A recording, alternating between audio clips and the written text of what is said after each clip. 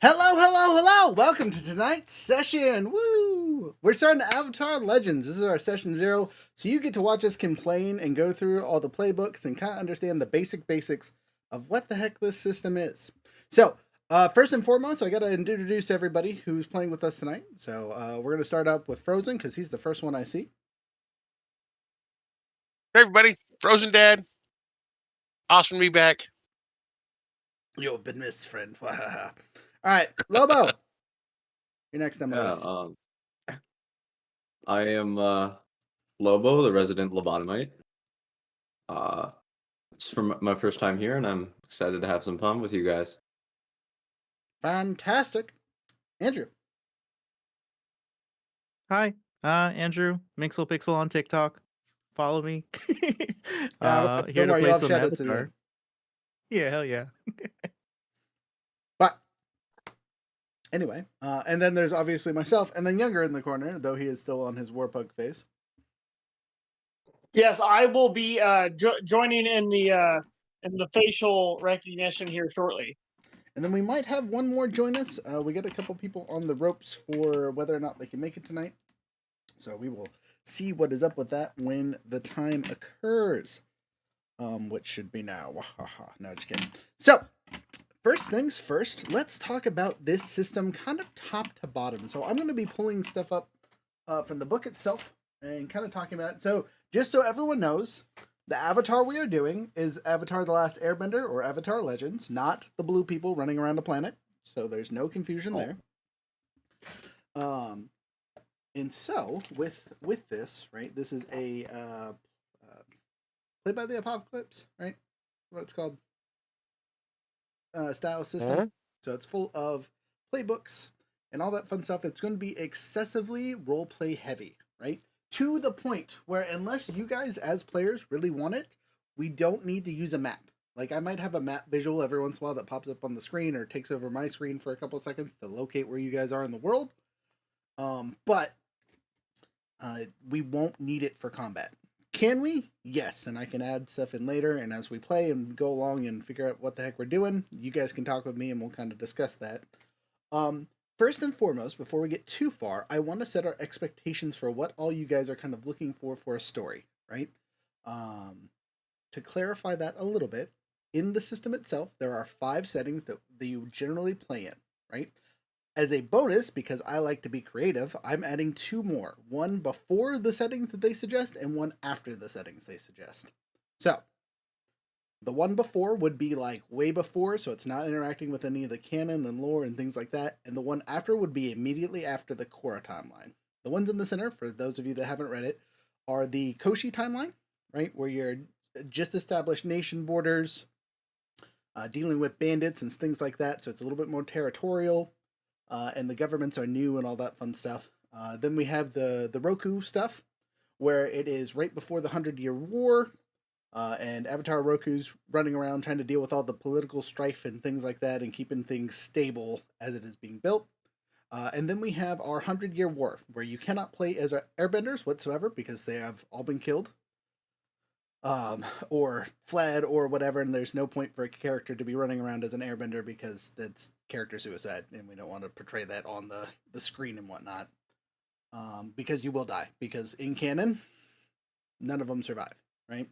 And then we have the Aang period, which is after the Avatar The Last Airbender show, so it is post him fighting Ozen, so you won't be interacting with any of the canon or crazy events that happen there. And then the next one is after the end of Korra's show. And it is the like post-healing dealing, with Korra as an airbender through the finishing bits of her life, all that fun stuff. And if we do our event afterwards, it'll be after she dies. And I'm going to warn you ahead of time, if you guys pick that one, the things I've written down for what happened to that poor character is ridiculous. We'll call it fan revenge for what they did to the show. So with that's the kind of settings, right? But what style of gameplay are you guys really interested in? You want something that's a tad bit more combat heavy? Obviously it's going to be roleplay heavy because that's the system. But is it something that you're going to want to have a combat every single session at a minimum? Or is it going to be like throw it at us as much as possible. We don't care about roleplay. That's just a side effect of what we do after the combat. I like a I'm healthy mix personally. Okay. yeah, I'm looking at the playbooks. Mm-hmm. Does it seem like if we did like a half combat every session, that we'd be able to do that effectively? Because looking at the playbooks, it looks like yeah, like you said, it does lean really heavy towards RP. Yes. So like I said, I don't think it would be 50-50 for combat. Mostly because there's no tactical thing. When you're doing combat, and we'll kind of get into this a little bit later, you're only going to have 1 or 2 exchanges per thing, right? So if we're thinking D&D rounds, at most you're having 2. You're not fighting people to the death 99% of the time, right? One of the big stipulations for this system is you are not killers, right? And I'm gonna tweak those stipulations just a little bit and give you guys options for story reasons and whatnot. But for the most part, you will not kill another character in combat. You might knock them out, that you might defeat them and they have to run away, which is more than likely the option. You know, you scare them off with your super powerful bending or weapon techniques or whatever the heck you decide you want to use, right? Combat is, there's 10 yahoos that you're a better bender than, you just yeet them off a cliff really quick. You don't even have to roll for it. It's like, I use my technique, roll, see if you hit, and they get yeeted. You know, the worst that happens to you is you might lose some fatigue. So, end of the day, combat isn't going to be a high tier priority, but I can make sure it's or at least try my best to make sure it's included in every session, so you guys are feeling like you are using that enough and getting a chance to use your super cool techniques and things like that. Because most of the techniques are combat orientated. And to learn them and practice them and all that fun stuff, you have to get into fights. So that's just the expectation, so you guys all understand what you're walking into. This is not D&D by any means. This is again, I don't need a map for us playing the combat together. You know, I mean, it doesn't matter where you stand, because it's all a theater of the mind, how you act, how you describe things, all that fun stuff, right? Now that's out the way. Is there anything else that needs to be brought up that you guys do or don't want in the stories? Like, is there anything that you're like, we cannot touch on this because I don't want to deal with it, or whatnot?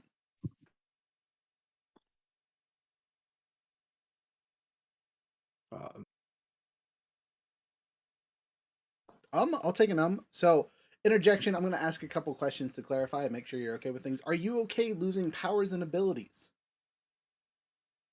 I'm okay with that. Are you Don't have okay an with issue. loss of ridden family members and things like that for you? Or if I kill off your mom in the middle of the thing for tension and dramatic flair, obviously I'm going to talk about that kind of stuff ahead of time in person via our text chat. But are you guys okay with things like that? Okay. What about character death? As you guys are playing this thing, are you okay with the consequence of bad things happening to your character ending in death? I challenge you to kill as many characters of mine as you can. Do it. If at any point you Okay. aim to kill my character, actually just go over there and kill Eric. Okay. All right. That Okay. works. That works. So I have one thing to hit on that. Uh-oh. So are character consequences going to be generally greater or less than the NPCs within the campaign setting? What do you mean by Because you that? said Sorry. they're most likely not going to be killing opposition. So I was curious as to what if this is a game where it's a risk and reward, kind of like what's that? Blades in the Blades Dark? in the Dark. Yeah, like Blades in the Dark. Is there a balanced system like there Um, is within that incorporated into this? so yes and no, right? And we'll kind of get into the mechanics in a little bit. But the suggestion is to not have people killed. When they're defeated, they're just knocked out or captured or something along those lines, right? And that's generally what I'm going to try to do with these storylines. But in appropriate times, if you get cut in the face by a glaive, like, it might get you. That might be the end of it. If you're fighting a super badass boss that is known for killing people, and you challenge them and get beat up, that's on you. You know what I mean? As with most of my storytelling, you are free to do what you want. If you make dumb choices, sorry. I will note that like running away and hiding is an option that you can do like in a fight almost at any time. You don't have to continue to fight to the death. If you're getting your butt kicked and you're like, I need to GTFO, you can do that. So like it is built to stay alive. Now, one thing I'm going to change, just because this is something that I like to do for my stuff, is you guys will not be playing children. For whatever, right? You know how Aang was 12 in the series, right? And made a lot of dumb Yeah. children choices. You guys are not going to be making dumb children choices because none of you are children. You can still grow and learn as adults. You don't have to be a 13-year-old to make mistakes and learn from them. So my suggestion for you for your character creation is make your characters of age. Whatever you consider of age for your character, make them an adult. In this 72. look, there's a class called the Elder, right? If you're going to play someone who's in their 50s and 60s, play the Elder because that's a fantastic use. You shouldn't be older than like 2021, right? You're looking at that 16 to 20 range is really where your character age should be at. And if you're going to be 16, 17, like you're young for an adult, but you'll have some kind of reason for it because of your background or whatnot that you picked, right? Won't super hyper be a focus, but then it also precludes the silliness of any romantic interest that you guys have. Doesn't make it awkward. I do not as a DM want to be portraying 14-year-old girls just to age match you as a character, or even weirder, much older people than that dealing with younger children. That just gives Thank me you. all of the heebies. Exactly. Me too. So we're not doing it. Sick. Speaking on the romance thing, Mhm. I personally would prefer Fade to Black Of course. Yeah. if there's anything like that going on. Yeah. That's pretty standard, especially because this will be on YouTube and we can't just be too demonstrous. But that's good to know. Again, setting boundaries, expectations, all that fun stuff is important. Let's see here. So, the first things that the first thing, right? So I'm going to go into the book here and go to the thing that's like starting your stuff, which is chapter like 4 for anyone else that has the book. Oh man, let's go to the index and find what we need here.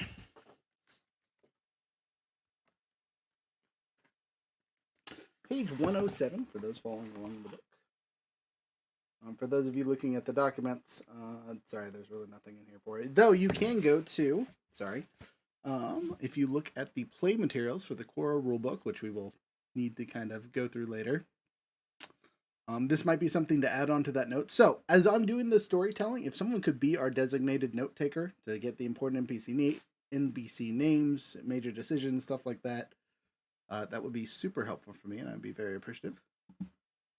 But if we look at the 2 documents that I sent you, if you go to the campaign creation worksheet on the playbook stuff, you'll kind of see what I'm talking about. So there's the eras that we can choose from, and then there's a custom era, whatever. What era do you guys want to start with?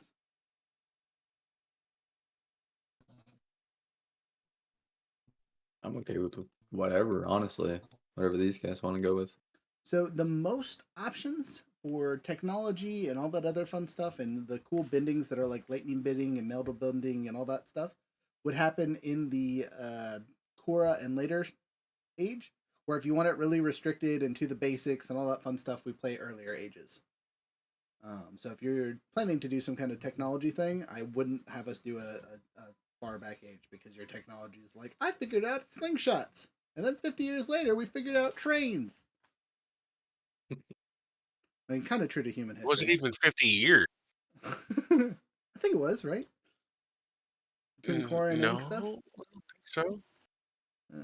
Anyway. Anyways, so I would be... Sorry, go ahead. No, go ahead. I will listen to your thing before I make my suggestion. I would like to either be in the Korra or the homebrew one after Korra, personally. Okay.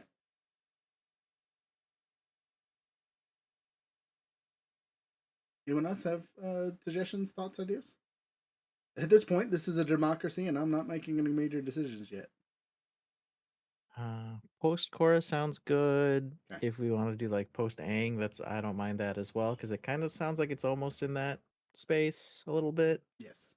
Yeah, so the advantage of playing the Aang era is we can pull up all the Aang characters and have them be NPCs that you guys can meet throughout the world. Same thing with the Korra era stuff. If we do the post Korra, you might run into them. But from the setup that I've written, probably not. I might bring one of them in because it's about 70 years. Let me see here, sorry. 40-ish, 45-ish years post the end of the series.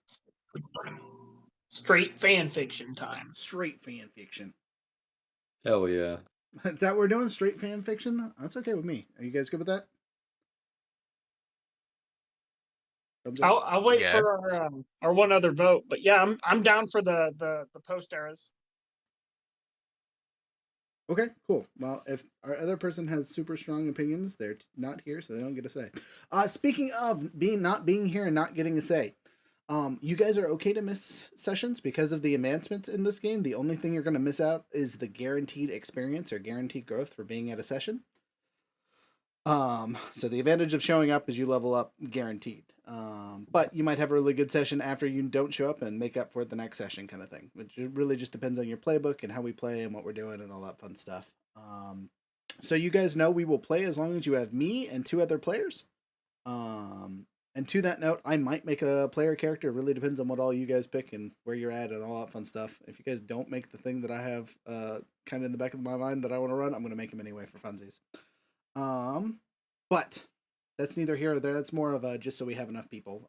Like I've talked to a couple of you on the DL, having a DMPC in this setting is a little awkward. Because unlike other systems where I can rely on the dice rolls to determine things, like I have to really act and then react to my acting the entire time as DM. And it might just be too much of playing with myself. You know what I mean? Especially for how hard things are spotlighted in this system. But that'll be at the end of the session. For now, so custom era, cool beans. Now, scope. We have 2 ways to make our scope. We have the broad scope, which is a worldwide adventure where we're doing stuff in a huge area, right? No limits. You can go anywhere, do anything, all that fun stuff, right? Or we can focus it down to a single city, a single nation, a single part of a nation, because if you're in the Earth Kingdom, it's huge. You know what I mean? My suggestion is leave it open and we'll start small and get big.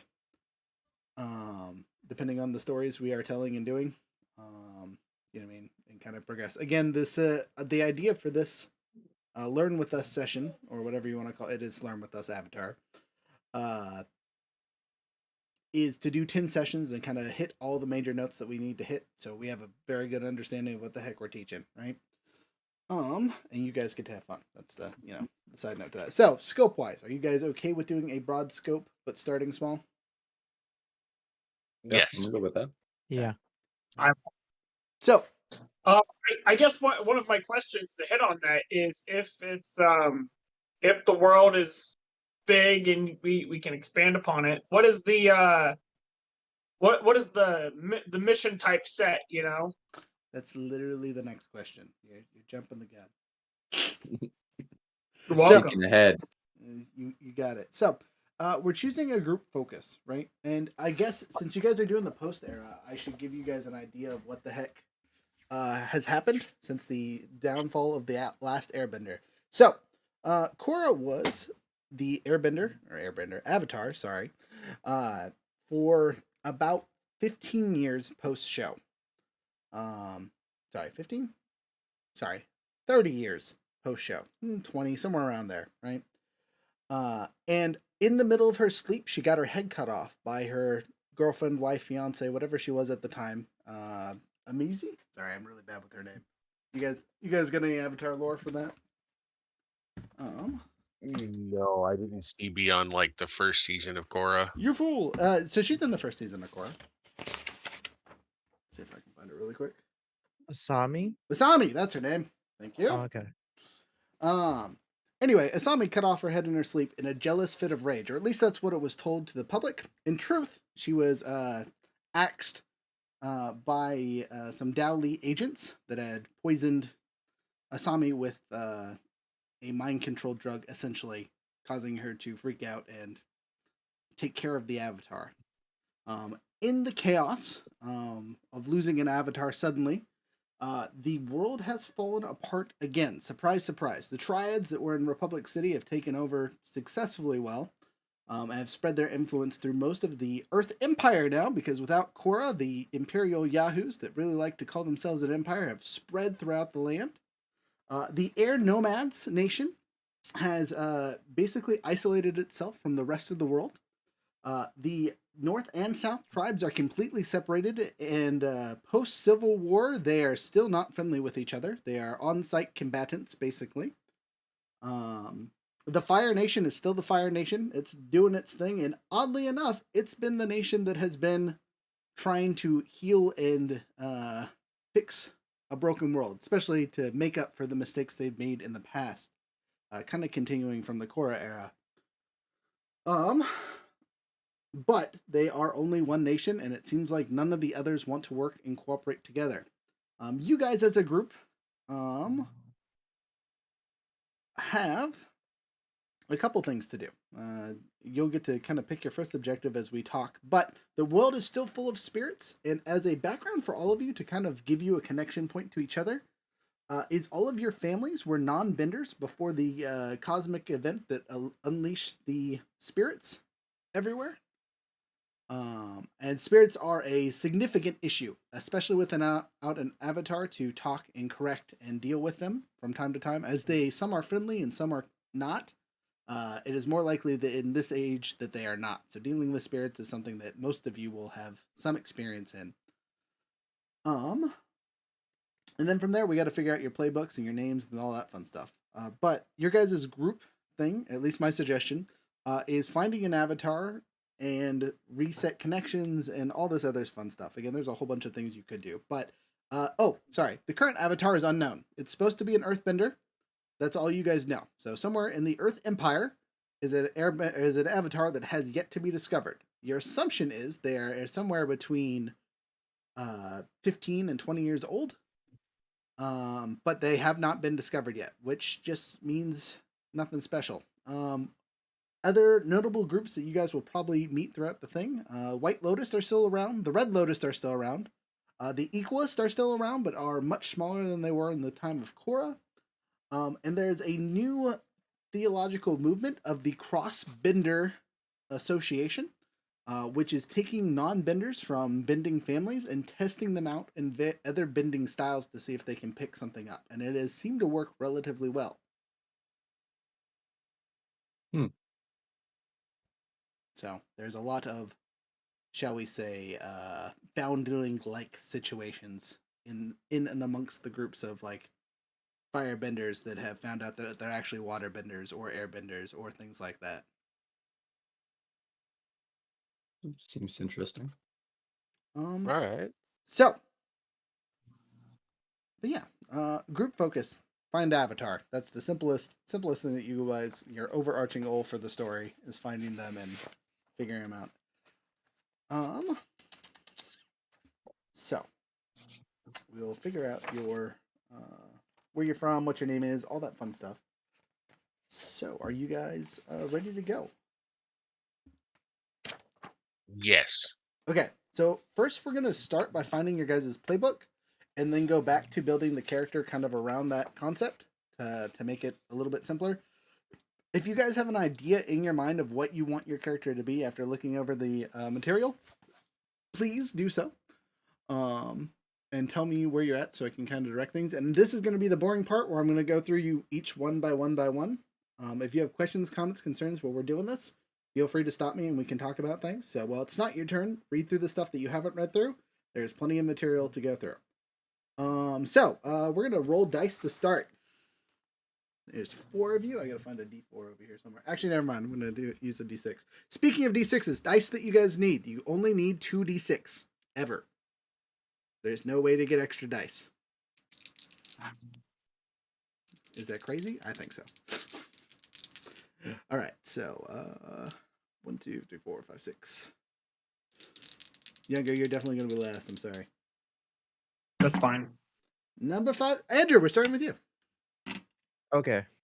All right. Cool. So, what is your concept from your character? What's the kind of thought behind playbook wise that you're like looking at to start? So I was thinking either the Guardian or the Rogue. Okay, cool. So let's jump down to those really quick to kind of talk about them, or at least explain those for those that aren't looking at the thing. So the Guardian defends someone close to them, steadfast and watchful. You play the Guardian if you want to be the first to see danger coming and the last line of defense. Whereas the Rogue is the rule breaker, a jokester, a delinquent, a figure on the fringes who snipes at people in charge. Play the Rogue if you like the idea of being a troublemaker. So between those two, which one are you kind of leaning towards? Well, does anyone else looking at the Guardian or the Rogue? Because I'd go Guardian first. If somebody else wants a Guardian, I'm okay switching the Rogue. Let's go with Guardian. You're first. You get first pick. So flipping over to Okay. the Guardian. Cool. Jumping to the page. Those following along the books, it is page 174 as a start. So if we go to our handy dandy sheets, which again I sent you guys in the whatchamacallit, where you can download just the singular sheet to edit and do that way, which will be much easier than any of the other things I sent. You can also just print it straight out that way, and so it's only one page and not 17, so you're not killing your printer on ink.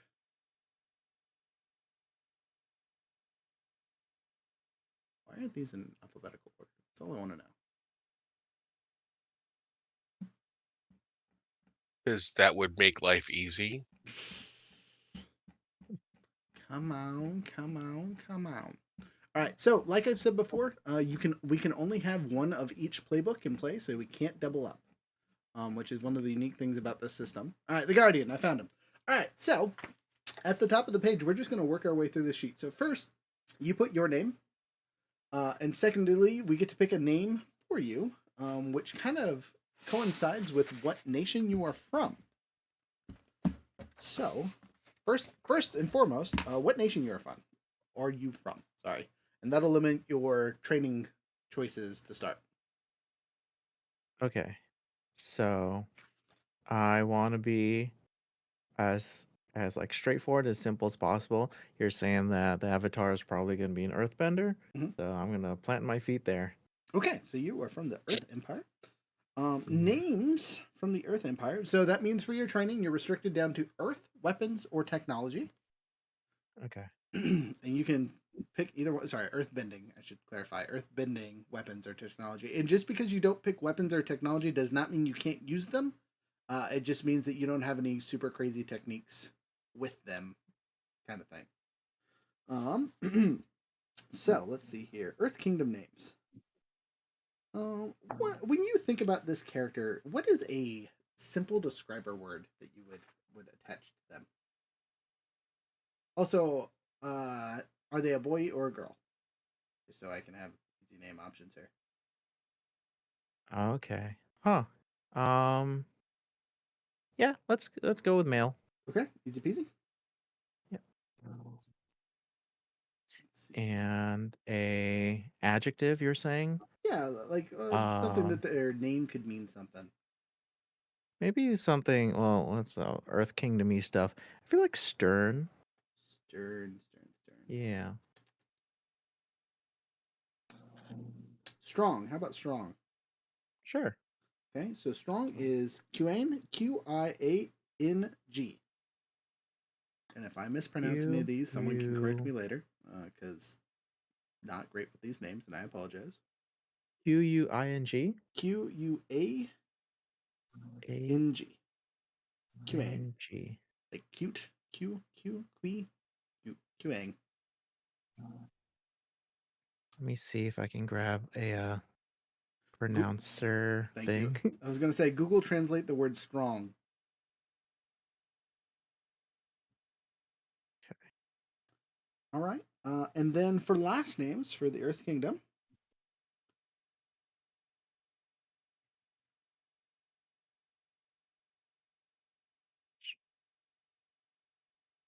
Quang. That's what it's saying. All right, I said it right. Sweet. So you get to pick two names that are 2 syllables each. So queuing, and then you can pick another name that is something very earth related, like flowers, rocks, stones, things like that. And you can Americanize it, or you can translate it into Chinese, Vietnamese, Korean. Ah, okay. Let's just go with rock. Nice. Rock. Hell yeah.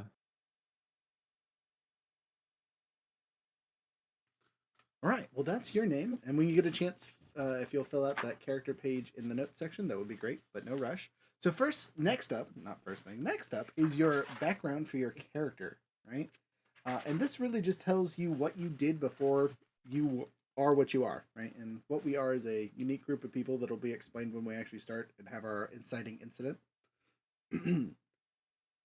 But the choices are military, monk, outlaw, privileged, urban, or wilderness.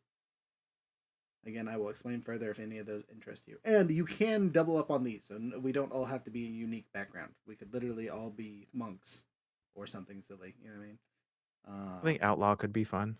Okay, so you live outside the bounds of law and order as a criminal, insurrectionist, or pirate, where you were you born into this lawless life, or did you come into it later? Did you choose an outlaw life, or did the outlaw life choose you? Do you work alone or with a gang? Whom have you hurt just to stay alive? Those are all internal questions you should know about your character. Next up, demeanor. Those are on the actual play sheet itself. So for the Guardian, your choices are harsh, serious, polite, quiet, suspicious, or cautious.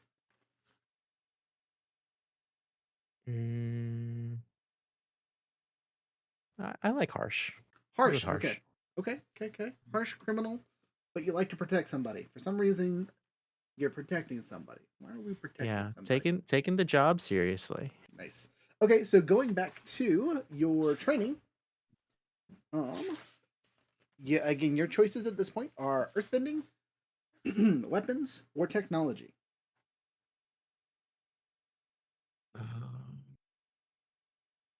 And I will note with the bending itself, there are some like specialized forms and techniques for it, but it's really about description and your imagination on what you do comparatively to what the effects are. So don't assume like you have to know how to turn a rock into a shield or whatnot. You can just do that as part of your narrative description.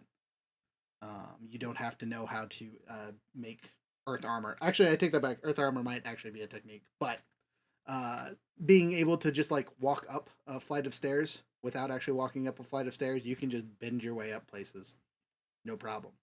As long as you can tell me what you're doing, you're good to go. Does that extend to metal bending? Yes, but to get to metal bending, you have to specialize in it. It's a specialized thing. But if you want to be a metal bender for sure, you get one mastered technique and one learned technique. So basically, you can guarantee that you can metal bend by taking up one of those slots with the one metal bending technique that the book has. Okay. Yeah. And we'll get to that later. So you want to be a earth bender. Cool. Yeah. All right. So we're going to scoot on down here. So your stats for your character, right?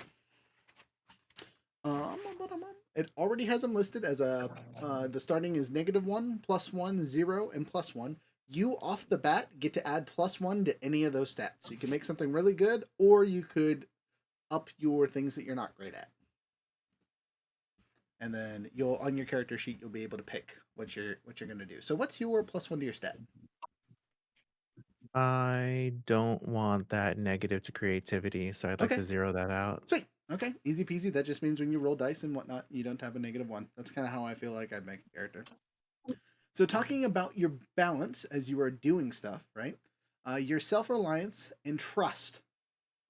When you roll and do things, and I make you make some kind of roll based on your trust or on your self-reliance, you'll get the pluses or the negatives.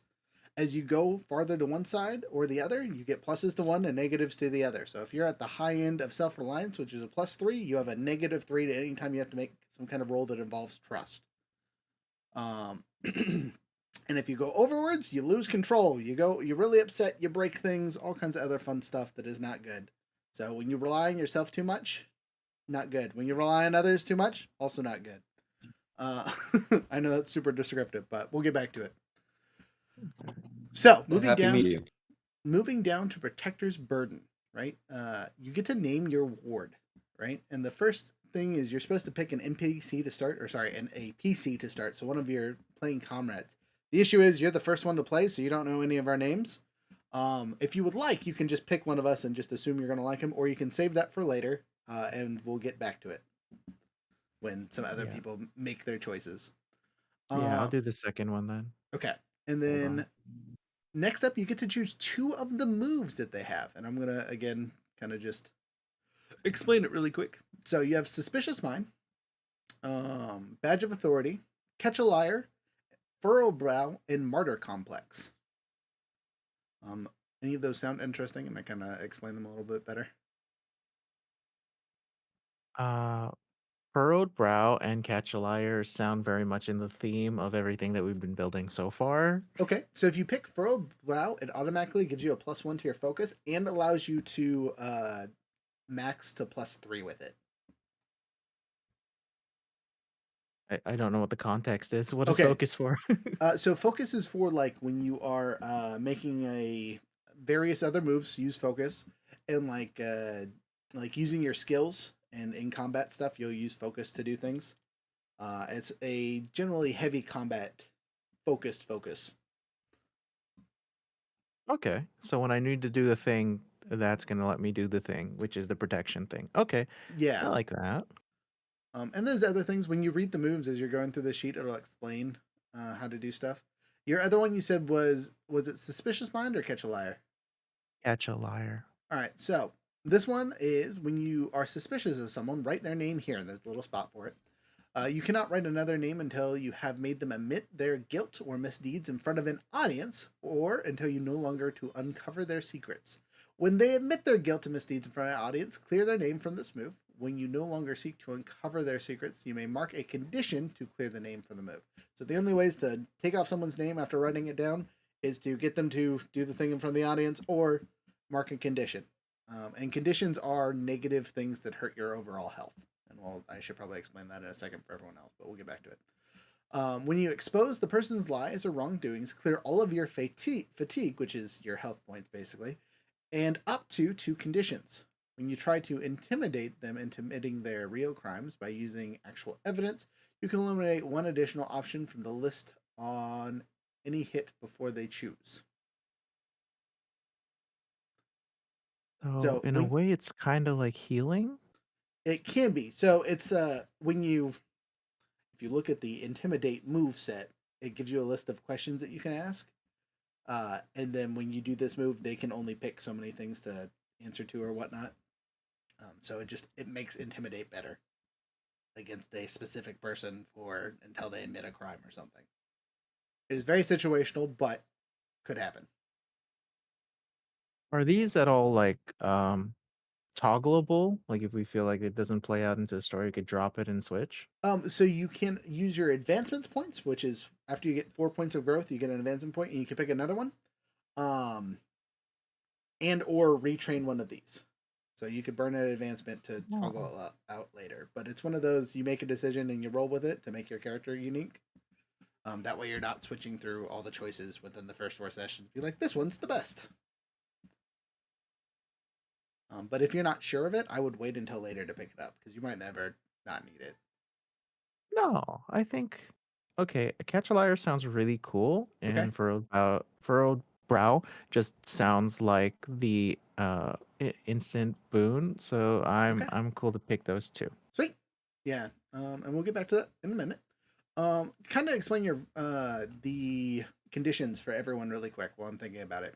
So there's afraid, angry, guilty, insecure, and troubled, right? And I can assign these to you from narrative purposes, or you could gain them from combat or narrative, talking to people and dealing with NPCs and whatnot, right?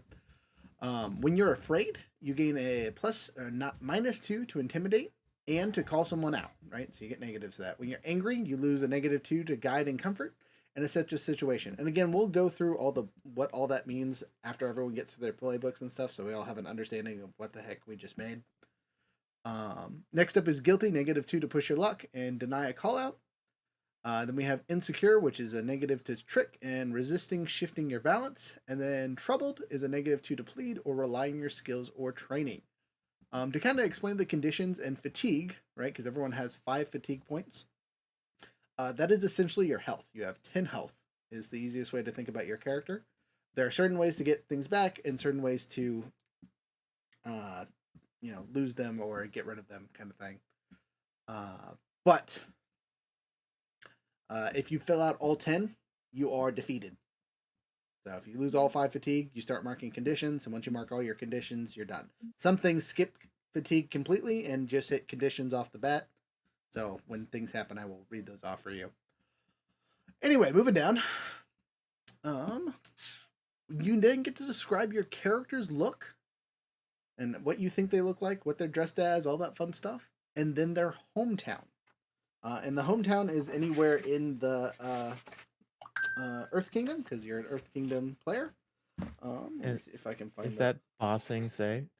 If you want to be from Ba Sing Se, that's easy peasy. Yeah. Okay. Do it easy. up. All right.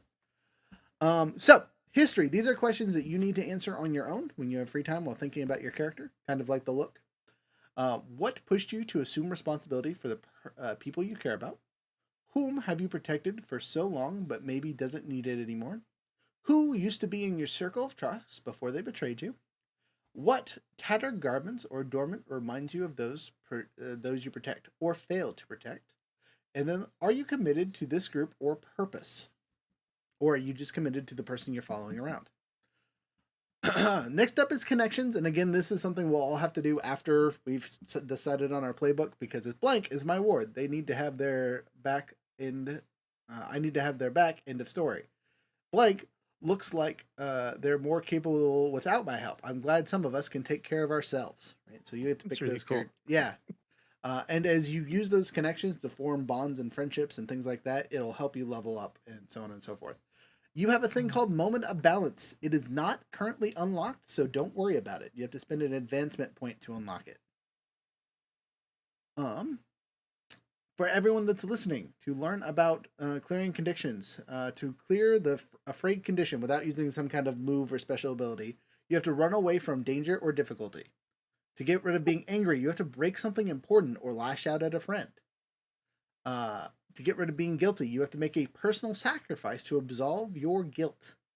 To get rid of being insecure, take a foolhardy action without talking to your companions. And then to clear being troubled is you seek guidance from a mentor or powerful figure. You can also, some of your friends can also help you with that one.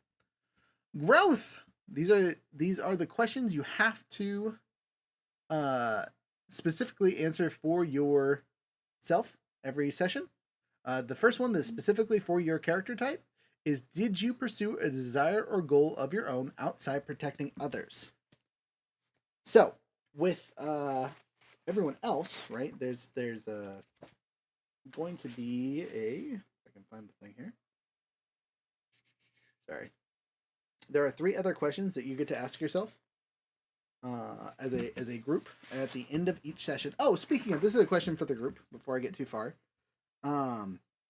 Do you guys want to have a check-in at the halfway point of every session? So like we play for 2 hours, have a check-in, see if we've got any points or leveling stuff, and then play our last 2 hours, do it again at the end of the session?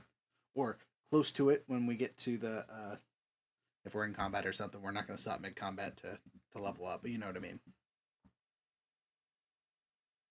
I'd prefer it to be at the end of the session. Just once? Okay. But I don't want to be the voice of everybody. It looked like Younger was nodding along with you, so that's 2 people that are for it. Okay. I'm partial. Fine with that end of session. Okay, end of session's easy. It just means you guys will level up a little slower, which isn't the end of the world. That just means we have to play for longer. And like I said, leveling up in this game isn't like D&D or anything like that. It's not as important to your character's abilities as learning techniques, which is the next thing we get to talk about after I talk about these growth moves. So the other questions, right? Did you learn something challenging, exciting, or complicated about the world? Did you stop a dangerous threat or solve a community problem? Or Did you guide a character towards balance at the or end the session at your center? So did you help someone else get better balance, and or did you end at your center? And these are all these questions are questions that you as players get to answer yourself. You are the final yes I did it, no I didn't, right? The rest of us can give opinions and add our suggestions or ideas, right? Or negatives if we're like, well, I don't think it counts, right? But you, at the end of the day, get to make the decision whether or not you get the grip point or not. And at the end of the day, if I feel that you lying to yourself, I'll tell you that straight up. But that's not super important. So let's see here. Techniques. Oh, the best part of this. Woohoo! So you get one off the bat for just being you, just being a guardian called Divert, which is a defend and maneuver ability. Again, I'll explain what the heck that means later. You step into the way of blows intended for allies. Oh, did we lose some? Oh, he came back. When any ally within reach suffers a blow this engagement, you may suffer it for them. You can also use retaliate this. Sorry, if you also use retaliate this exchange, deal an additional +1 fatigue each time. So that means if you have a enemy that hits you with multiple techniques, for every technique that hits you, they take 1 fatigue. So, it's just something you can do. It's a mastered technique, so you can use it whenever. So, next up is the fun part of this character building moment, is picking your technique. So I'm going to go back to the techniques appendix and get to the earthbending stuff.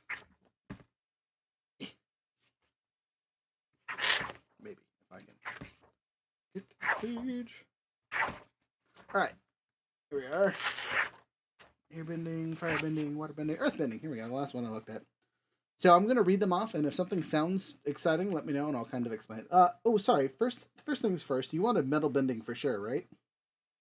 Definitely, yeah. Okay, so the only metal bending, earth bending technique is metal bindings. Which is what, if you want metal bending, I suggest this is your master technique. Okay. And what this does is catch an enemy's limbs in metal you control. They become impaired and cannot remove the status unless they are able to metal bend or the fight ends. While they are impaired, you are engaged with them, you are favored. So while they are impaired and you fight with them, basically, you are favored, which gives you extra bonuses to your stuff. What that also does, since it's a metal bending technique, is it allows you to use metal bending just in general. When we talk about describing what you're doing, you can, and there's metal about, you can bend metal just like you bend rock. That sounds cool. I hope that I'll be able to web sling like the way they do. Yeah, However, that might be technically, useful. you just gotta have the right equipment for it. Okay, so going back to your training, I totally forgot something that is super important to your technique and fighting stuff. Is your fighting style. We skipped this one, and this is just a quick description of the style of fighting you have. So obviously it's earthbending, but is it also like, what do you use for a weapon? Do you use a weapon? Are you just using your fist? Are you picking up a gun because they have guns in this era? Um, You can also jeez. pick a martial arts fighting style. If I can find it really quick. I will happily give you suggestions or ideas because you all are technically martial artists. There's none of you that are quote unquote a pacifist, right? You guys are totally able to be a pacifist. You don't have to fight, but you all are trained to do so. Is the thought behind it.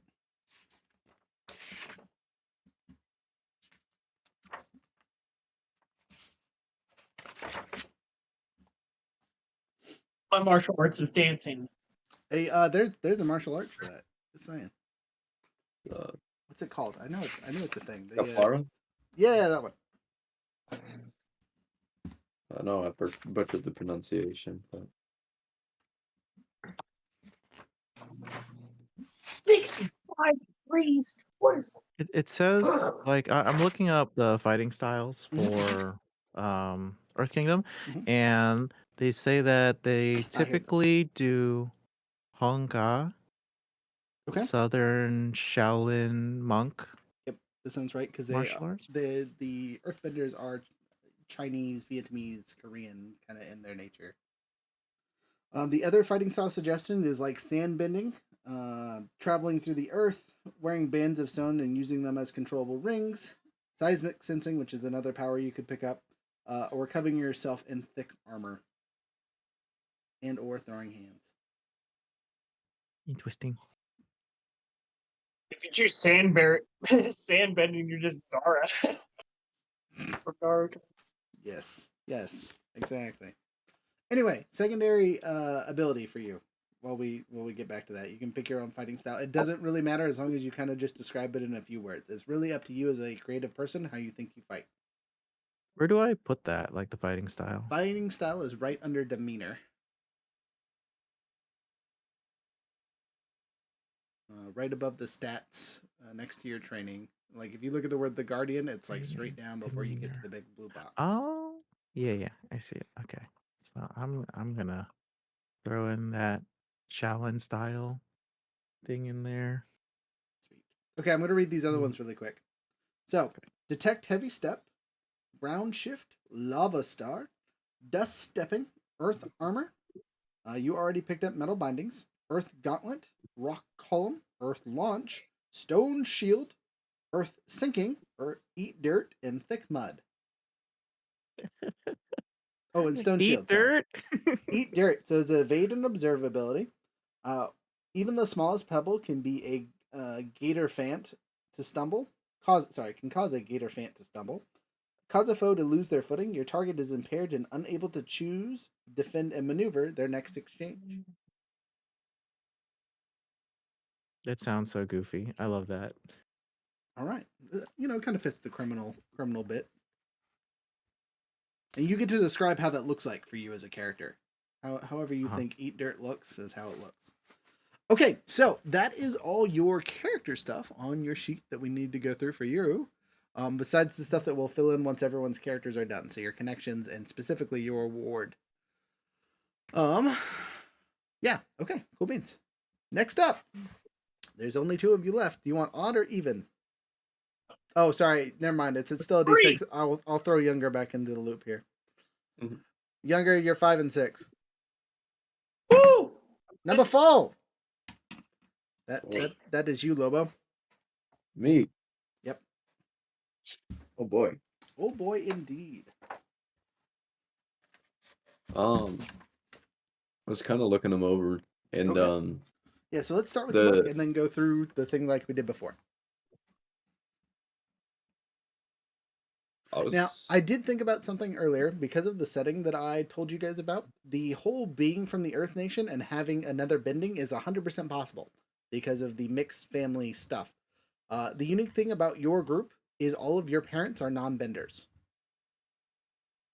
So you are all first generation benders and didn't have anyone to teach you besides the Avatar until she got murdered.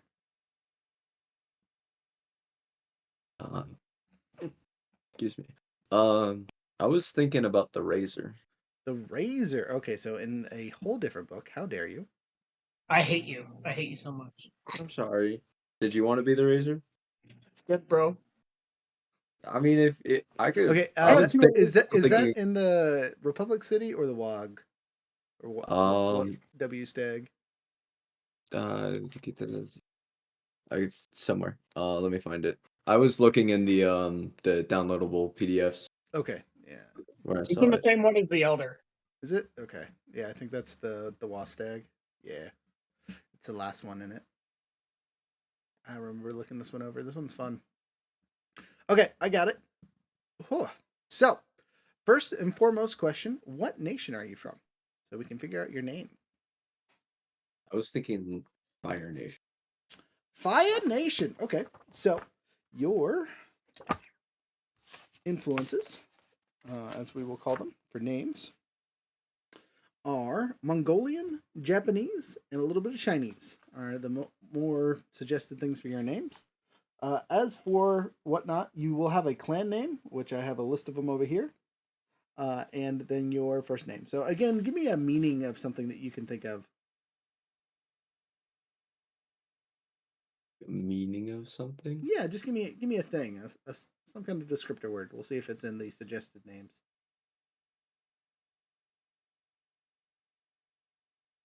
Reserved. Reserved. What about modest? Modest, yeah. That works. So that's Kenshin. Kenshin. Kenshin. And then for your clan name, which is the equivalent of your last name, give me a letter. P. P. There are no P's, which is ridiculous, but whatever. Try again. Onomatopoeia.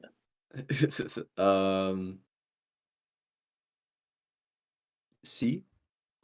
We have Chatan, Chuza. Those are the only two C's, at least from the suggested version.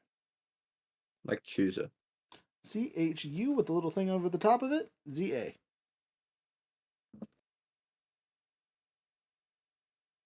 Chusa. Okay. G. Oh, and by the way, for you guys making your characters, I would also like you to add a nickname for those of us being your friends would call you. Unless for some reason you don't have a nickname, and that can be part of your character art. But having a nickname that you share with people, that's, again, we go back to Aang. That's not his full name. That's just his first name. I'm trying to think of anyone in the series that has a nickname that isn't like a cutesy one from their romantic interest. Just think of anything? Not off the top of my head. Okay. Anyway, it'll just be easier for us for naming your characters on screen / calling each other out, so we don't have to say your entire name, or we just go by first names. We'll figure that out. But just think about it. Okay. After name, you get to pick your background. So, military, mosaic, law, privileged, urban, wilderness. If any of those interest you, I can give you the description. I mean, I was thinking urban. Urban. You grew up running the streets of a big city, like the Northern Water Tribe capital, Yadu, or a public city. You rub shoulders with people from many different walks of life, and you might not feel so home if your journey takes you into the wilderness. What unexpected skills and knowledge do you have from the city life? What urban amenities do you miss? And which hardships do you not miss? That's urban. Okay? Sounds good. To kind of go with that, we need your hometown. Hometown. What are my options? Anywhere. You're from the Fire Nation, so anywhere in the Fire Nation. In all honesty, anywhere in the world, because, again, the whole being of different places. But let me see if I can find a good Fire Nation thing. The characters.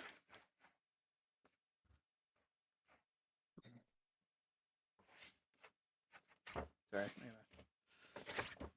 Aha! Here we go. Fire Nations.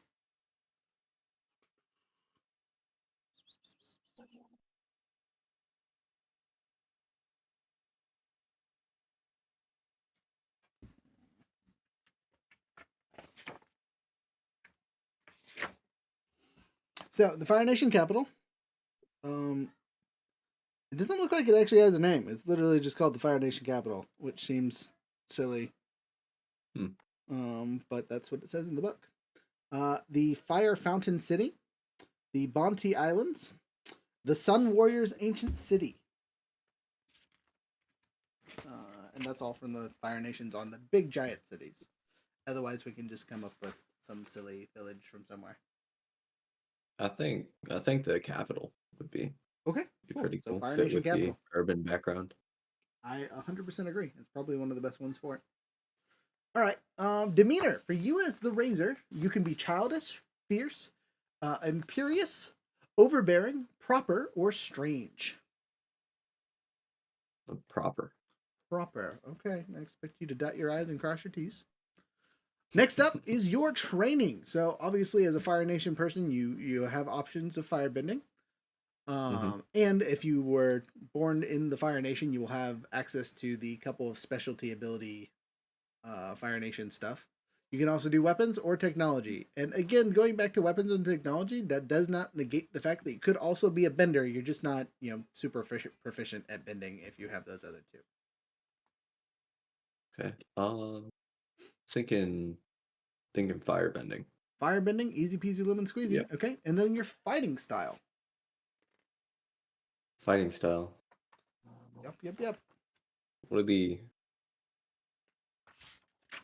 options? What do we got? So the suggestions are pulling heat out of places with one hand, emitting heat from the other, creating knives of swords or swords of flame, breathing fire, swinging chains, center with the centers emitting smoke and flame, throwing superheated pinpoint darts of fire, or literally just fireballs and other basic firebending stuff. Again, if you want to throw hands, pick a fighting style that is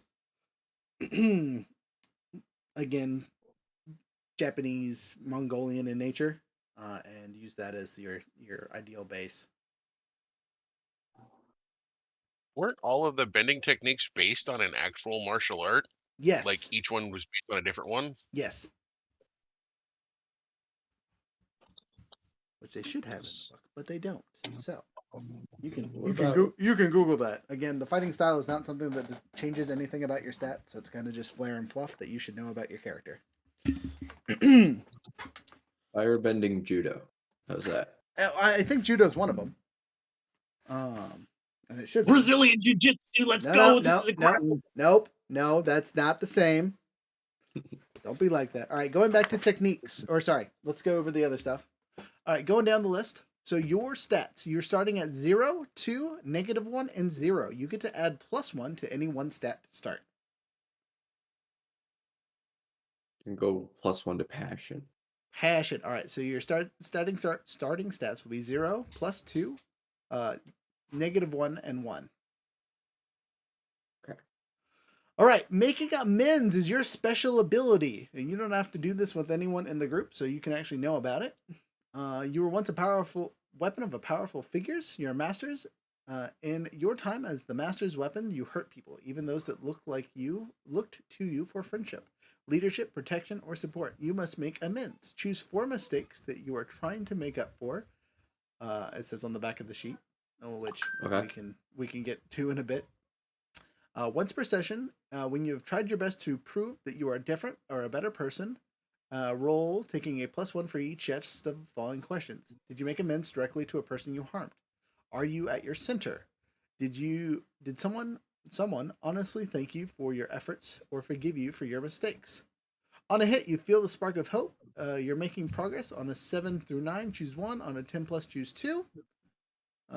You can choose the same option twice or unlock the next connection balance track, blah, blah, blah. So you can clear a condition, mark growth, or shift your balance towards connection. So if you remember, the specialty thing about the Razor is they only have the control side of their balance unlocked. So they start at 0 like everyone else, but they cannot go towards connection without taking major penalties until they unlock each level for connection. Okay. So disconnected. You balance begins at +2 control. Sorry, I said that wrong. You can still shift by 1 step when you make your character. So like you start at +2, but you could drop it down to +1, or you could jump it up to +3, which is great until you go overboard, and then it's a problem. And like I said, you can't shift your stuff into connection until you unlock it by engaging in those questions that we talked about. Honed. When you sublimate your feelings to be effective, clear conditions equal to 1 plus your control, and cross off 1 unmarked condition. You can no longer mark that condition for any reason, which means you can't be killed. When you shift your center towards connection, you may restore all your crossed off conditions. You may live up to your control principle by shifting the balance towards control instead of marking fatigue. All right, now for your moves. Air Cutting Edge gives you a +1 to your focus and unlocks the max of 3. Mind of Steel. I'm a people person. Come and get it. Winning is everything.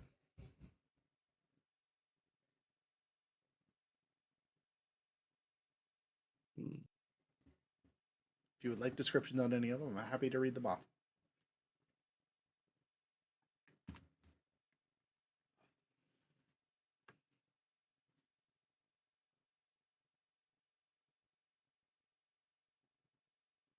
Just let's go with people person. Okay. You get 2 of them, so what's the other one? So I'm a people person is when you watch someone else's interact with another person, roll a focus check. On a 7 to 9, ask 1 of the following questions. On a 10 plus, ask 2. And take a +1 ongoing to act on the answers. So where are you lying right now? What are you most afraid of?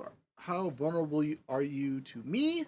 How can I get you to mark the condition blank? You get to pick whichever one. On a miss, you can't get any good read on them. Mark a condition in frustration. And if it's already marked, you die.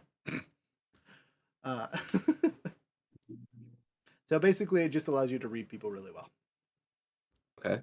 Let's go with people person Mhm. and come and get it. Come and get it. When you trick someone by provoking them through their conditions, roll with their conditions marked instead of creativity. So if you're dealing with an NPC and they have 2 conditions marked, you get to roll at a +2 instead of whatever your creativity is. But you have to use the Sweet. trick move. All right. Rolling down the list to the next bit. Your character's looks. Again, I'm going to leave this to you. Make up your own looks. We already talked about your hometown, so you know what that is. History questions. Why were you chosen to be honed, perfected, and used by your masters?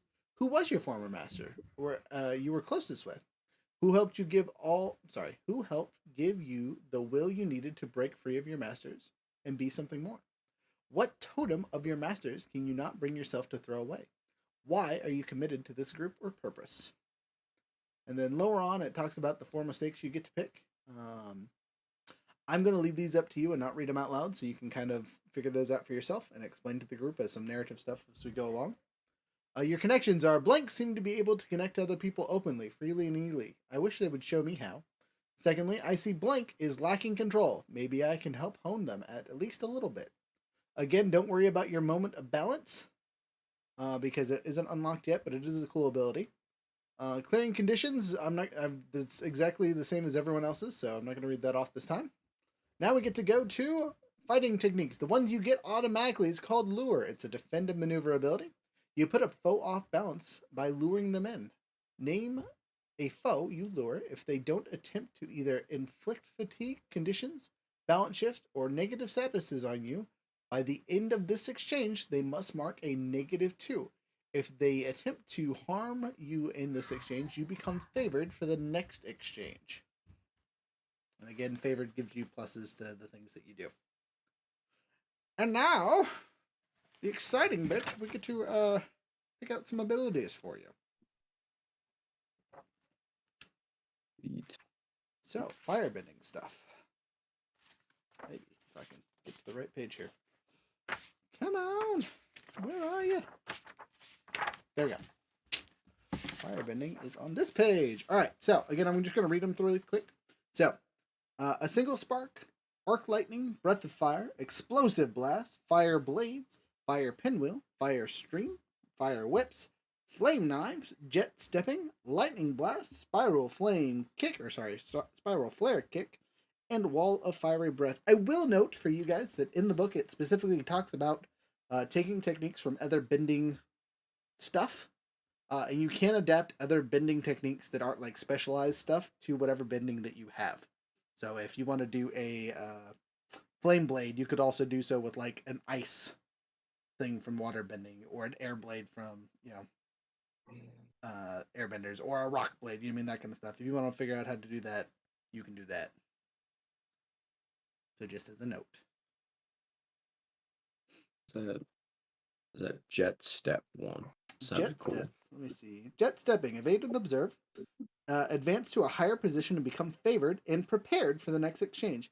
Any foe engaged with you marks 2 fatigue to block this technique. So basically, you get to move around them and get to a better spot and get bonuses to your stuff, or they take damage. Okay. Yeah, that one sounds good. Okay. Do you want that to be mastered or learned? So mastered means you can use it whenever, no problems, no issues. Learned is you know how to do it, but you have to roll a 10 plus and take a fatigue the first time you try to do it. Let's go with mastered on that. Okay. And then I feel like I didn't read some of these, like the flame stream, fire whip, flame knives. skipped those for some reason. Anyway, second technique. Second technique. Is that lightning one? There's three lightning abilities, 2 lightning abilities. So there's arc lightning and lightning blast. And I will lightning blast. Okay, so this is a learned technique. That means someone taught you how to do it. But you hurl a bolt of lightning at a target, mark up to 3 fatigue on your own character. So if you don't have 3 fatigue to spend, you can't use this ability. For each fatigue you mark, your target must mark 2 fatigue. So that means the first time you use this thing in combat, you have to mark 4 fatigue for it to go off. Hell yeah. Okay. Well, sorry, up to 4 fatigue. I take that back because you could just do 2, and it's fine. It's just not as strong as the times 3 version. Yeah, let's go with lightning blast. Okay, you picked up lightning bendy. Interesting. And could I flavor that as like a judo slam? I mean, maybe, yeah. With crackling electricity as I slam him to the floor. Sure, yeah. When we get into stuff like that, hell yeah, do that. Just like lightning strike in the middle of the suplex. Hell yeah. That's why you're taking fatigues, because you're holding their dumbass while they're getting struck by lightning. And one of the ones that they did have on one of the NPCs, but not on the actual techniques, is lightning redirect, which allows you to absorb a lightning blast or lightning energy and throw it back at them. So for every fatigue they mark, they basically double it. Okay. If I remember correctly, but that's something you have to learn from someone special. All right, that is all for your character currently, and as we go through, we'll learn more and do more. Sweet. All right, 2 people left. Odd or even? Frozen. I'll take odds. 3 it is. All right, so sorry, Anger. You last. Besides me, I still might make a character depending on how we're doing on time and whatnot. Speaking of, where are we at? How's everyone feeling? Doing all right. I'm doing great. Good. Hey, sweet. We're only an hour something into this. We're on schedule. I'm gonna grab some water real quick. I'll be right back. Please do. Sorry, I lost my page. All right. So, what booklet were you looking at for your character? Once you said there was the elder, I kind of was going back and forth, but I think I settled on the icon. The icon. Okay, icon's lots of fun. I think you'll enjoy that. That basically makes you the would-be main character. I hadn't thought about that, but that's okay. I'll go with it anyways. Well, sorry, it just makes you the group leader. If that's any better for you. Okay. I'm here for it. Let's go. Where's that the pillar? The pillar might be the group leader. Yeah, sorry, that's pillar. Icon is the fancy would-be bard. Where is this thing? It should be in the core book. Yeah. But what's it next to? I don't know. Icon, here it is. Found it. Okay, so first things first is deciding your nation and your name. So, Fire Nation. Okay. Just like before with the Fire Nation stuff, then your name should be kind of Japanese or Mongolian in nature, and you get to pick a clan. So, let's get a descriptor for your name. Give me something, and I'll find something close in the suggested names here.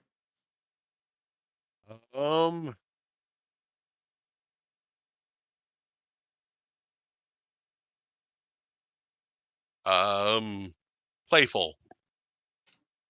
I got joyful and easy. Oh, easygoing, playful. Here it is. It's Mongolian. Easygoing. Yeah, there we go. All right, so your tongue slur. Tuguslar.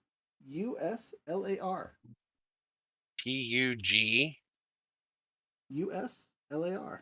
Tug-us-lar. Let's say it faster. That was me sounding. Tugaslar? Tugslar. Tugaslar, yeah. Sweet. All right, and then give me a letter for your clan name. Except for P. Apparently don't do P. P's are a no. We'll go with Z. Z. There's one Z, and that's Zateen. Zaizen. Zyzen. Sorry, Zyzen. I don't know what there was no T in that whatsoever.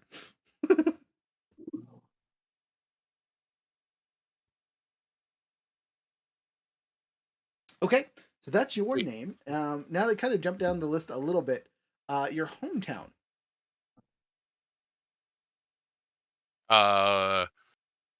The ancient Sun Warrior city. Okay, easy. There you are, ancient Sun Warrior City.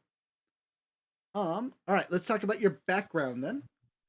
Are you military? Okay. Monastic? Yes. Outlaw? Okay, you're a soldier. Easy peasy. That makes your life simple, quote unquote. Now, with military, you could also be like a cop in Republic City or something before all this starts or whatever, if you want to be that style of military, because that also falls under that category for some reason.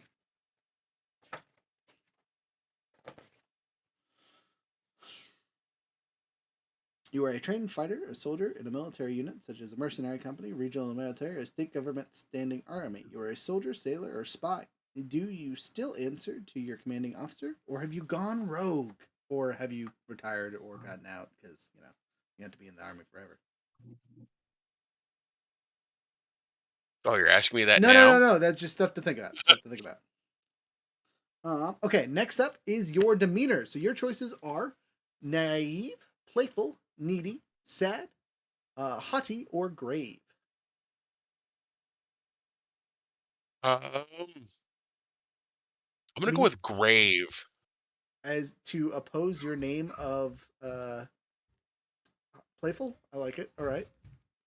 This is the most emo character. His name is Happy. Okay, next up is your fighting style and your training. So obviously you have access to firebending. You have Yes. weapons and you have technology. As the So icon, you were saying, yes. sorry, go ahead. As the icon, what? Nope, different character. Never mind, you're good. Okay. So you were saying earlier that like if I took firebending and weapons, Mhm. one would be weaker than the other. Yeah, until you picked up one of the other abilities that allowed you to do both of them, kind of thing. Because your Okay. training is really just what like you hyper focused on. You might be a bender and use weapons, or you might be a bender, like that's your main thing, and use weapons, but your weapon techniques are basic and fundamental and not specialized. Same thing with Okay. your technology. You can pick up a sling and use it, but that doesn't mean you're really super good at it, or can hit someone 100 miles away with it, or know how to throw a concoction of chemicals together to make an explosion. Whatever. Gotcha. And or Okay. you could be a non-bender, right? That is an option. As I said, all of you are That is from an non. option, but But we're playing Avatar. Why would you not be a bender? Yeah. I feel that. Watch. okay. So yeah, it will firebending will definitely be like the main thing, with weapons is like the secondary. Again, you're military, so that makes sense. As you're in your fighting style, this is where you can define this. You can say what weapons you're good with or trained with. Do you use a spear? Do you use swords? Do you use knives? Instead of using a martial art, you focus on some kind of weapon. Are you an archer? That can be your fighting style, and you can augment your fighting style with your bending stuff. See, I was thinking about being like really kind of out there. Well, not really out there, but because of Lobo did the same thing, but like taking my bending and mixing it with a martial arts like Muay Thai. I don't know if Muay Thai would fall into this category, but because that's like Oh, it's Thai. Elbows and knees. true. It's definitely gonna fit in there. It's definitely somewhere. It's in one of those. I don't think it's specifically in. I think it might actually fall under earthbending. Is what it might be. It But might again, be more appropriate for bending, but but regardless, this is a very mixed society at this point, so not a huge deal. If you go through and find that that's what you want to do is Muay Thai stuff, cool beans. You're not gonna hurt my feelings. That's just fun flair for later. well, I was just you were talking about like mixing combat styles and like the idea of mixing firebending with archery and Dirty, doing like fire arrows and lightning arrows and shit. dirty. Yeah. So that's probably how I'm gonna go there. Okay, so you're augmenting your weapons, and your main weapon is a bow currently. Yes. Cool beats. So that means later on, if you want to learn how to focus into multiple abilities, like because there is a way to pick up technology or weapons as a Mhm. specialization and pick up techniques from them. I'll just explain that later. Okay, Okay. so next up, your balance is between your role and between freedom, right? So those are your two corresponding Neri and Giri where your balance is at. Yes. You have them all unlocked, so you don't have to worry about that. You have all the same conditions as everyone else. Your starting stats are creativity 0, focus 1, harmony 1, passion -1. So where would you like to assign your stat? I'm gonna put it into focus. Okay, so you get a +2 in focus. Fantastic. So, burden and tradition. So this is important for you. You are an icon of your burden and tradition. You are expected to be an exemplar, the single most important representative, trained up from a young age and saddled with the weight of history. You have been told that you are vital to the world. Choose 3 responsibilities of your burden and tradition, and you are expected to assume. And there's a small list that you can pick for your character as you look on your booklet. I'm not going to read them Yes. all off because they're all for you. And then you have 3 prohibitions. Sorry, whatever. No-goes. For your burden and tradition. Again, you get to pick 3. So you get 2 things here. If you live up to your role, when you live up to your role through the responsibilities of your burdens and traditions, despite the opposition of danger, shift your balance towards role. Instead of marking fatigue, and clear fatigue equal to your role. That's pretty fancy. So, like, if you did something that is self-sacrificing or whatever that is in line with what you were told you needed to do, you shift your thing and clear fatigue. Break tradition. When you directly and openly break a prohibition of your burden and tradition, mark a condition, shift your balance twice towards freedom, and mark a growth. So every time you break a tradition, which you can only break once, you get an automatic growth, and you shift your thing twice towards freedom. End of the session. At the end of each session, answer the questions after your standard growth questions. Did I uphold my responsibility? If yes, shift your balance towards role and cleric condition. Did you break a prohibition? If yes, shift balance towards freedom. Underline one of the things that you broke during the session. If it's already underlined, cross it out. It does not mean anything it doesn't mean anything to break it again. So, like, once you break it the second time, it's game over.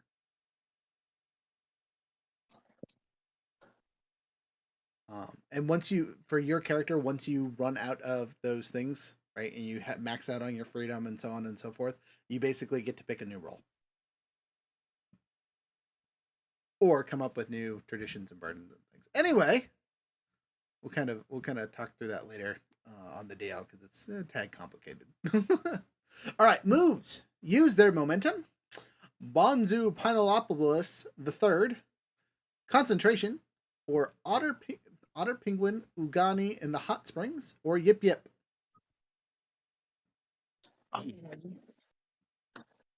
Yip Yip is the I'm one gonna where go. you get a I'm creature. definitely gonna go with Yip Yip. All right, you have an animal companion large enough to ride. Name them and choose their species. So the choices that they hand out are a sky bison, a polar bear dog, an eel hound, a cat gator, an elephant mandrill, Jim's book bull, a shiishi, a kimono rhino, a saber-toothed moose lion, a flying boar, a walrus yak, or a flying fish Fishopotamus. Yeah, that one. As a note, Ah. after picking that, when you fight beside your animal companion, you mark 1 fatigue to become favored for an exchange. So when you go in for a fight, when someone hurts your animal companion, you mark a condition. When you and your friends travel via your animal companion, everyone clears all their fatigue. So you heal when we ride on the Sky Bison. Appa the 27th. Or hear me out. I just wanted to throw this out there because, believe it or not, I had actually had 3 things chosen, and every single one of you chose exactly which one I was going to do. So besides that fact, for you, Frozen, I was looking at the Sure Shoe, and that Yeah. thing is awesome because it can smell people. Its description literally across the world, up to 100 miles or more, and then it has paralytic tongue, and so you can collect its saliva and shoot out darts from it, and like send Appa to the ground nighty night, or Tip your anything else. arrows in the poison. Yeah, that was something that Yep. happened in the show too. That's dirty. And then apparently its tongue is several meters long and can whip people Yep. at range. So, and it can dig holes, so it can provide you shelter and such. I just thought, that was pretty cool. I had to share it. But your game. It's funny you mention it because that's actually the one I was leaning to. You power gamers and your giant wannabe mole rats. All right, easy peasy. Next move, you get one more. So user momentum, Bonzu Paddleopoulos the third, concentration, otter penguins, Ugani, and the hot springs. That one's the second one is more difficult. But I think I'm gonna. You can get more moves later on, right? Yes, yeah. When you get enough growth, you can spend your growth advancement point to buy a new move. So this is really just the starting point. Again, learning techniques. You go to training and do combat stuff, and that's how you get techniques. Moves you get through growth. And I'll explain the difference in that case after we finish all the stuff again. In that case, I'm gonna use their momentum. Use their momentum. When you are engaged with a large and powerful foe, you mark a fatigue to advance an attack with focus instead of passion. If you do, you become prepared and may choose to retaliate as if it was a advance in attack technique. Huh. So what that I'll explain what that means later, but that just means like in the order of march, your advance in technique, if you retaliate is first instead of second. Basically, you get to sucker punch people. Okay. With a sheer shoe. Well, you don't have to use a sheer shoe, but whatever. Character. Name's Bob. Bob the sheer shoe. Nice. Character. You get to describe your character's look from top to bottom. So we've already talked about your hometown. History. What tradition do you represent as an icon? Why can't you set down the role? Who is your chief mentor, teaching you the nature of your burden and its value? Who showed you that even with the weight of your burden, you could still find a way to play? Hence your name. What token of your burden and tradition do you always carry? Why are you committed to this group or purpose? So as a side note, for you being a military background, it makes a lot of sense for you to be like the son of a general and be like some kind of lieutenant or officer, yada yada. Connections. Blank seems not to fully understand what it means that I'm the icon of my tradition, and I kind of like feeling free around them. Blank makes me feel better about my responsibilities and my burden with a smile and a few kind words. Again, you don't have to worry about your balance or conditions or growth. All that's the same for you. Really, it's going to be the same for all of us because no one picked Elder. Elder has the weird ones because they're old. Fighting techniques. Wall of Perfection. Create a perfect wall of defense around yourself and an ally directly next to you. Mark 1 fatigue to block a single attack towards the wall, or keep an enemy at bay who tries to penetrate a wall. So basically, if someone tries to move through your space, instead of having to spend points to stop them, you do. The one exception to this is like an ice wall can't stop them from calling you mean names and hurting your feelings. So if that's the move they choose is to call you names and hurt your feelings, you can't stop that with an ice wall. So my firewall doesn't stop vicious mockery? Correct. Yes, you are weak to bards. Oh. All right. Next up is your fighting techniques. And go back to the firebender stuff. Oh, I was right there. Dang it. I was right there. Ah! Okay, here it is. Firebending techniques. So I'm going to read them off again one more time. So a single spark, lightning arc, breath of fire, explosive blast, flame blade, fire pinwheel, fiery wall of breath, spiral flare kick, lightning blast, jet stepping flame knives, fire whip, and fire stream. Now with flame knives, this might also work for your bow and arrow style, right? They might be fire arrows instead of fire knives, because you can mark up to 3 fatigue. You hold an equal number of flames. You lose 1 flame at the end of each exchange after this one. When you inflict fatigue or condition on a foe, inflict an additional 1 fatigue for each remaining flame.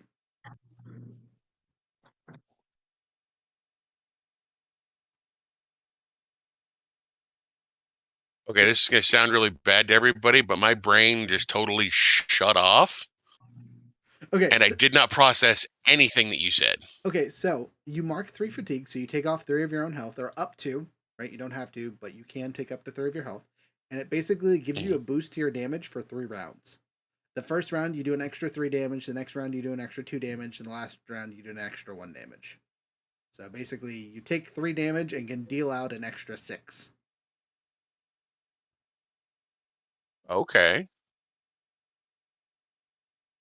And which skill was that? So that's flame knives. And again, you could change that to an arrow. For flare purposes. I'll take the flame knives. Yeah. Okay, do you want that as mastered or learned? So mastered allows you to use it whenever you can pick a technique. Learned, the first time you use it, you have to roll a 10 plus and spend a fatigue point. So basically, for the first time you use it, you'd have to use at least 2 to activate it, if not 4. I'll take it as mastered. Okay, so you can do that whenever you want. All right, second Sweet. ability. What's the weapons, single spark one? All right, so it's an evade and observe technique. Unleash your emotions into the flames around you. Mark 1 fatigue to hold one for each condition you have marked. Spend your hold 1 for 1 in the next exchange to pay the cost of techniques as if it was fatigue. To inflict doomed on a foe you target with firebending, you seize a position, no matter what approach you use, in addition to your other techniques. So, you could light So somebody basically, I'm listening. Just take all of the conditions and then say, screw you. Yes, so you take the equivalent of 1 damage, note however many conditions you have, right? And that gives you a hold 1, which means you can save it for using a specific thing, right? And basically it will combo it with flame knives, right? So if you have 3 conditions already, you burn 1 fatigue, and then you can activate flame knives the next round for the 1 for 1 hold. Like it just, instead of burning the fatigue, it uses these hold 1s. And then you can also just light a foe on fire if you use the seize a position move. For funsies. Doesn't cost you anything. It's just a big old FU. And the arc lightning was the Arc other one I lightning. was curious about. It's an evade and observe ability. Channel lightning through your body against a closely engaged foe. Mark a 1 fatigue to inflict a condition on an engaged foe who uses an advanced and attack technique against you this exchange. If they already have 2 conditions marked, they are also stunned.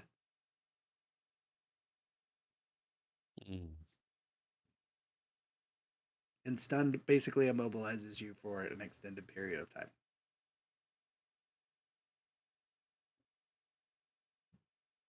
Yeah, I'll do that one. All right. Arc lightning. Okay, so this is a learned technique. So you kind of have an idea of how lightning works, but you're not proficient or mastered in it by any means yet. So to activate this, you have to roll the 10 plus and burn an extra fatigue the first time you use it. Okay. Okay. That's your techniques. That's all that you need to know about for now. So on to our semifinal guy. Because again, depending on what he picks, I have a thing that you guys might actually need to, get covered. because I will note there's only one form for you guys to heal currently, besides the regular built-in healing stuff that everyone has access to. Okay, I'm ready to try. All right, I so will need to. what is your book? We'll start with that. Again, you have access to all the books, so just let me know where you want me to run to. I don't want to step on any other toes, so I guess I was kind of thinking, was it the bold wasn't selected yet, was it? The bold has not been selected yet. Okay, you look at that real quick. Okay, so the bold, if I don't break my fingers off flipping to the right page here. The bold fights to live up to their self-image and earn others' trust and confidence. Play the bold if you want to build a reputation and leadership skills. Because I was either thinking the bold, or out of what's left of my pitiful choices, or the hammer. Hammer's cool. It's all about fighting a specific person all the time. So if you want to be combat wombat expert, that's your boy. The bold is also and pretty good since for we combat. are in the late era, Uh-huh. can you hit on the, like, I noticed that there was six trainings, Yes. or like 6 divisions, and so what are the other two besides the basic? So the 4 benders, right, and then there's weapons and technology. So if we look at the explanations for these really quick, weapons ranging down from opponents pulling off a dangerous trick with a boomerang, deflecting blows with their bare hands. Weapon warriors are martial experts who can hold their own against benders. This training can represent any martial character who isn't a bender, duelist, archers, unarmed chi blockers, and more. A weapon warrior might be an amateur boxer fighting at CD bars, a person transformed by a spirit, or a member of an ancient martial order. Weapon warriors may carry a variety of weapons appropriate to their style and era. They might wield a single weapon so masterfully it is an extension of themselves. And as for technology, setting jerry-rigged traps and snares, hurling flasks of alchemical concoctions, engaging enemies with self-made electrified weapons, a technology-based warrior uses expertise with devices and machines to engage foes and resolve threats. A technological warrior might be an eager gracemonger with a love for deconstructing technology, a trapper adapting their survival skills on the fly, or a military engineer who wields and maintains advanced weapons and armor. While some weapons using characters might also carry advanced weapons, like the electrified glove, they lack the expertise to build and repair these machines. Technology warriors might use a single complex device with many effects, or they carry tools that they need to create devices on the fly, or use simpler tools to devastating effects. I like both of those. I'm gonna save the alchemist for a different thing. So I will do the. So I'll like be it. I'm gonna be the guy with the. I'll be the weapons dude. Okay. I'll be different. And just be a non-bender. Be a loser. That's why my parents are non-benders. So like I said before, you can still be a vendor. You're just not like an expert in the use of it, right? And you won't be able to use it in your skills and training because you basically have no training in your bender. If you want to be a bender, you can also be a non-bender. That's fine. So weapons, cool beans, fighting style, suggestion, golden meteor hammer, dual dragon engraved broadswords, aerobatic chi blocking, a massive jade bow, an ancient 3-section staff, or any other weapon that you think is appropriate. So what doesn't fall under weapons is guns. Guns fall under technology for some reason. Oh, that's shameful. But crossbows and Yes, bows. the technology. I want to shoot people. Okay, you can switch to technology. That's fine. We're in the late era. Might as well have guns. That's all I'm saying. Okay, cool beans. All right. Anything else? Your fighting style. So you're using guns. Noted. Yep. This man has a pistol. I'm kind of thinking of interesting ways to play as the hammer without necessarily using your fist and instead using these technologies. 100% an option. I'm doing that. All right, the hammer. Hey, I was already there. So, first things first, is your name. So, where did you come from? We don't have a waterbender or an airbender yet, but you could also be either of the other two that we already covered.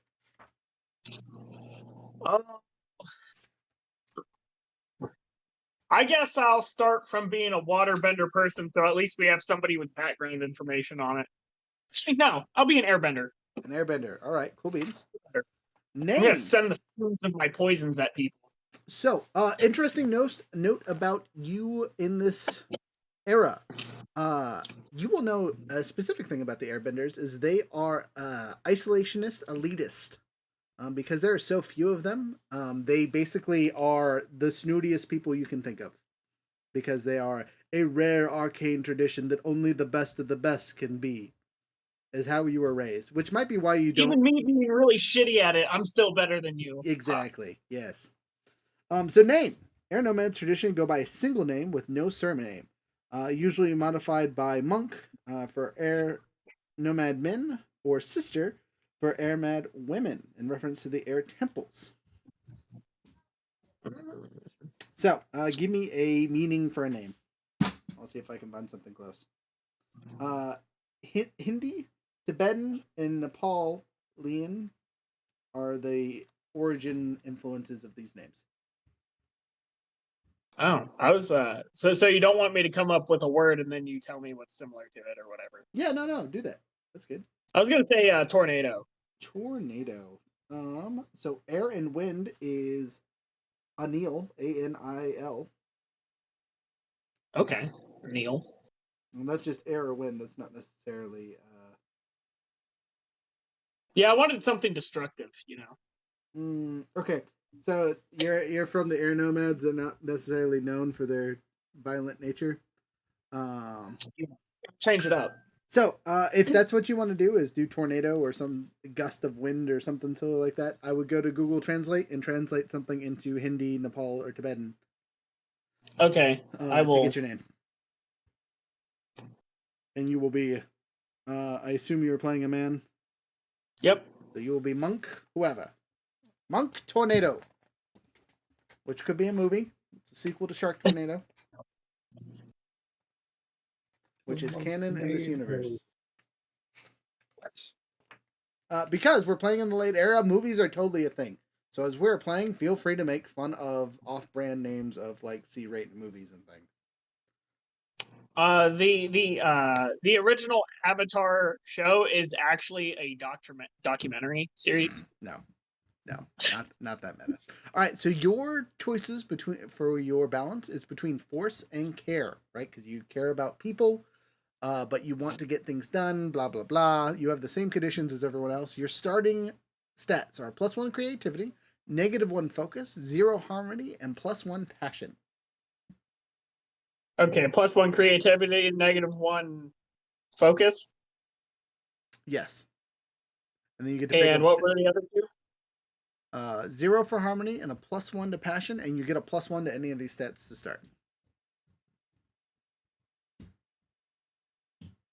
And the stats are trying to see the actual stat list.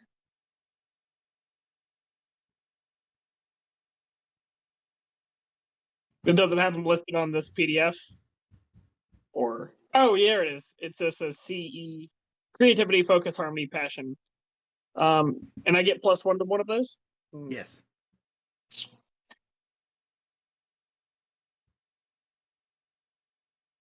Intimidate. Other obstacles. Roll with passion instead. I will do a +1 to passion, I guess. All right, so you're starting with +2 passion.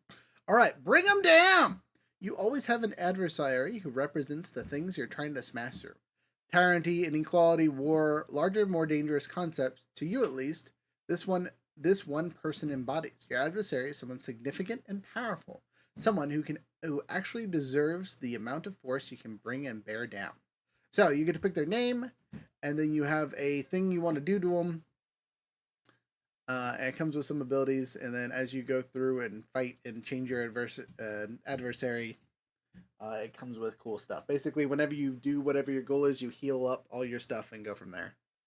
And then once you change them, you have to pick a new goal and all that. But you constantly have someone you have to deal with. So meaning you can come up with a bad guy that you are not a fan of. Sounds like a plan. I say adversaries. Who's ever getting in my way of meeting the Avatar first? Ugh. It's fair, but it's got to be a specific person. So, His name's Steve, Steve. and he's now introduced in the campaign. We don't like Steve. Noted.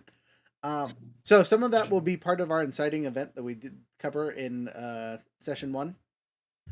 And we'll go from there. All right, so choose your moves. Fueled by anger. Walls can't hold me. Punch where it matters. Comprehend your foe. Stand and fight. And I get to choose 2 of these. I think I will do Walls Can't Hold Me and Stand and Fight. Okay. So walls can't hold me. When you rely on your skills and training to dangerously smash your way through walls or obstacles, roll with passion instead of focus. And then stand and fight. When you provoke an NPC opponent into attacking you, roll with passion. On a hit, they're coming specifically at you. On a 10+, you're ready for them. Clear a condition and become prepared. On a miss, they take advantage of your provocation and strike a blow where you least expect it. Which means they punch the... You're taking all the damage. Alright, next up is your character's looks. Again, feel free to describe your character however you want. As a technocrat, we're going to call you a technocrat because that sounds fun. How do you look? Your hometown, you're from one of the air temples. So south or north? Sorry, east or west? East or west. Can does somebody have a recap on what those looked like at all? They were destroyed. You get to describe them yourself. Perfect. Okay. Yeah, so in the core era, they were being rebuilt, and by the time this rolls around, they have been rebuilt. So you basically get to describe how they look in the modern era. Gotcha. I guess I'll be from whoever had those cool, like, the broomstick looking things. Whichever one that was. That was where Aang was from, and that is the that was the southern one, right? Southern Air Temple. I don't remember. It's been a while since we can say that for now, and I'll figure it out later. That works for me. History. What injustice has driven you to use your strength for good? Who represents the kind of positive strength and force you want to embody? Who tried their best to teach you restraint, calm, and thoughtfulness? What fragile trinket or heirloom do you keep and protect? Why are you committed to this group or purpose? Connections. Blank has a way to solve problems with words instead of fist. It's really impressive. I worry blank won't be able to hold their own when things get tough. I'm going to toughen them up. Again, we're not going to worry about balance or clearing conditions or growth because that's all the same. Fighting techniques. Overpower. Advance and attack. Throw a punch with all your weight behind it. Mark 3 fatigue, so you had to mark 3 fatigue, to inflict stun on an engaged foe. You said, take all these hands. Whap. Where did you see that one? Is that in the... That is your core power move thing that you get for just being a hammer. So that's not the movement of balance? No. You're okay. That's your balance stuff. The movement of balance is it's moment of balance, sir. Moment of balance. Oh, sorry. It's all good. That's an ability you lock through advancement. So that's all locked to you guys right now as starting characters. Fighting technique. Okay, that's the section it's in. Yep. And then next to you get to pick one. So you get to master one and one learned, and you are a tech guy, not a airbender. I mean, you are an airbender, but you don't have any airbending techniques. Cool enough. All right. It just means you're not super, you didn't train with them. So, better, faster, stronger. Blinded by science. Collect material. Entangler, full powered attack, jolt. Jerry rig, pinpoint flaws, plant trap, rebuild, smoke bomb, and wind up. Which document are that in, so I can also read it while you explain? Unacceptable. You just have to pick the names. So it's in the book. But it might also be in the play material. Let me look.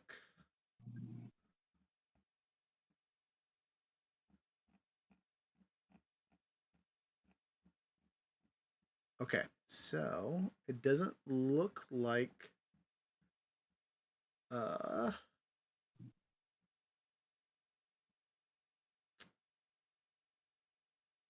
sorry. So there's the northern air temple or the western air temple, and I think it was the northern air temple is the one you're gonna want. Okay. Oh wait, eastern. I don't know. It could be eastern. They're in all the directions. We'll figure it out later. Yeah. Yeah, I don't The see abilities. any specific page on these play materials that has the techniques. That is something you need the book for / Google. Okay, so I'm gonna just can I ask you to read each of them then, I mean, it can take forever. since I'm so rude? Sure. So, better, faster, stronger. You push your equipment to its limits to move faster, charge out, mark 1 fatigue to use seize position, but no foe can block you. You may mark an additional +1 fatigue to gain empowered for as long as you maintain the new position, or to move to an unstable area to make it safe. So this is an offensive maneuver ability. Next up, you got Blinded by Science, which is an advanced attack. Use your gadgets the way that confuses and dabbles even the most tech-savvy foes. Mark up to 3 fatigue and throw out your device. If you mark 1 fatigue, inflict 1 fatigue and impaired on your foe. If you mark 2, inflict trapped or stunned on your foe as well. If you mark 3, inflict both trapped and stun in addition to the 1 fatigue effects. So basically, you do damage, and then the more damage you take, the more effective it is against the person. Considering you use guns, that's way too funny. I just shot him in the face real hard! Now, as a note, I don't really know if guns would actually apply in the technology section after reading these abilities. It might work better in the weapons slot. Would you like me to look over those really quick? Sure. Okay, so first one on weapons is Boom, followed by Chi blocking jabs, followed by Charter Course, then Counter Strike, Disarm, Vent, Parry, pin a fly to a tree, pinpoint thrust, switch it up, take the high ground, turn the tables. Those sound cooler What than is the tech Boom? ones? He says yes. I'm listening. What is Boom? What is that? Sounds Sounds like a bomb. You throw a small prepared device into the midst of your foe, mark 2 fatigue, or clear prepared to toss the explosive into your enemy's midst. Everyone within range, including allies in the area, must either mark 3 fatigue to dive away or mark a condition and become stunned. Their choice. Could I use this like C4? Yeah. Okay. Boom. Okay. There's your first one. You want that mastered or learned?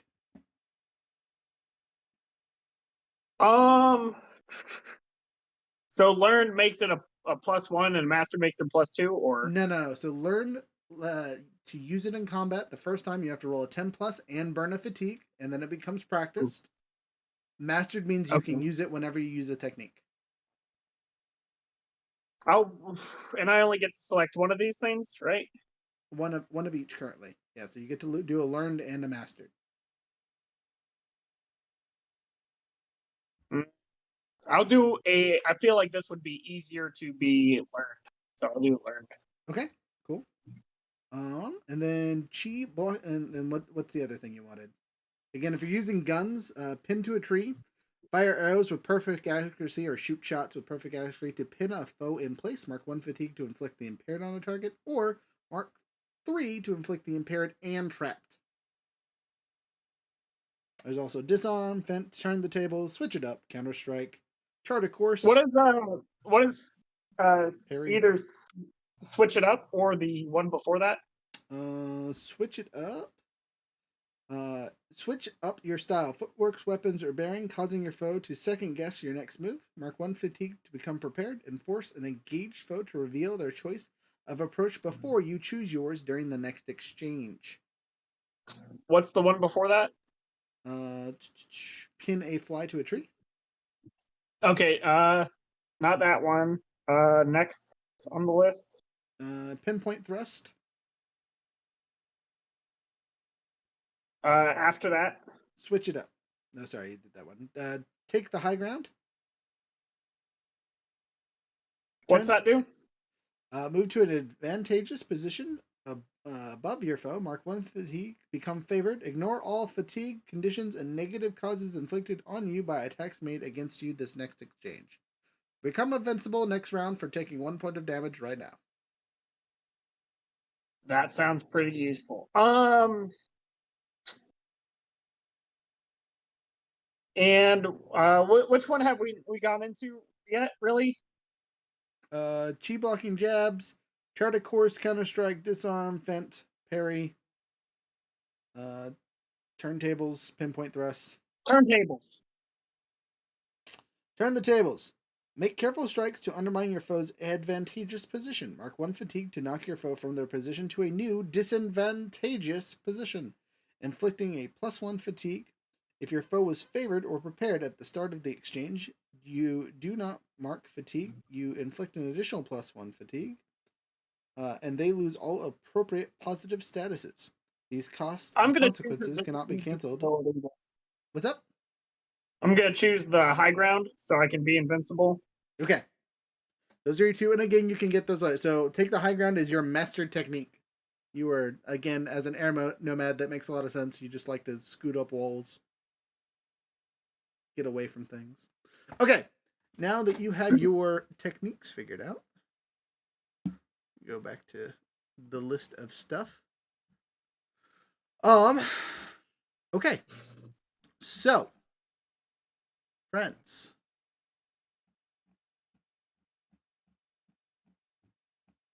Now we come to the next part of our excitement, which is my DMPC.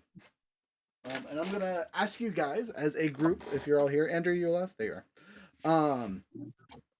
Your thoughts. So I feel like you guys don't have a healer whatsoever, and you don't have a single waterbender. What are your thoughts about me taking those kind of positions?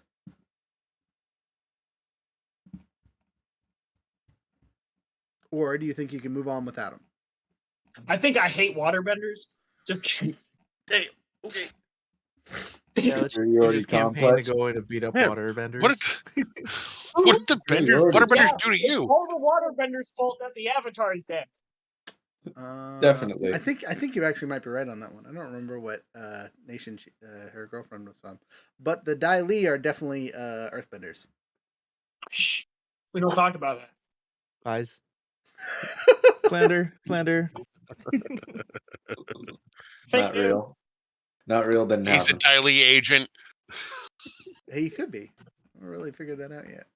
Which would be really funny. As a guardian, he's just like, you're his assigned target, and instead of killing you, he just has to keep you alive.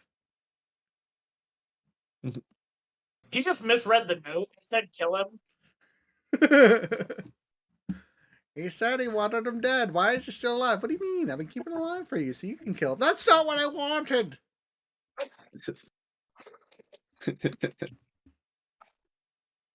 So, getting back to your question, do you believe that you'd be able to play a DMPC in this game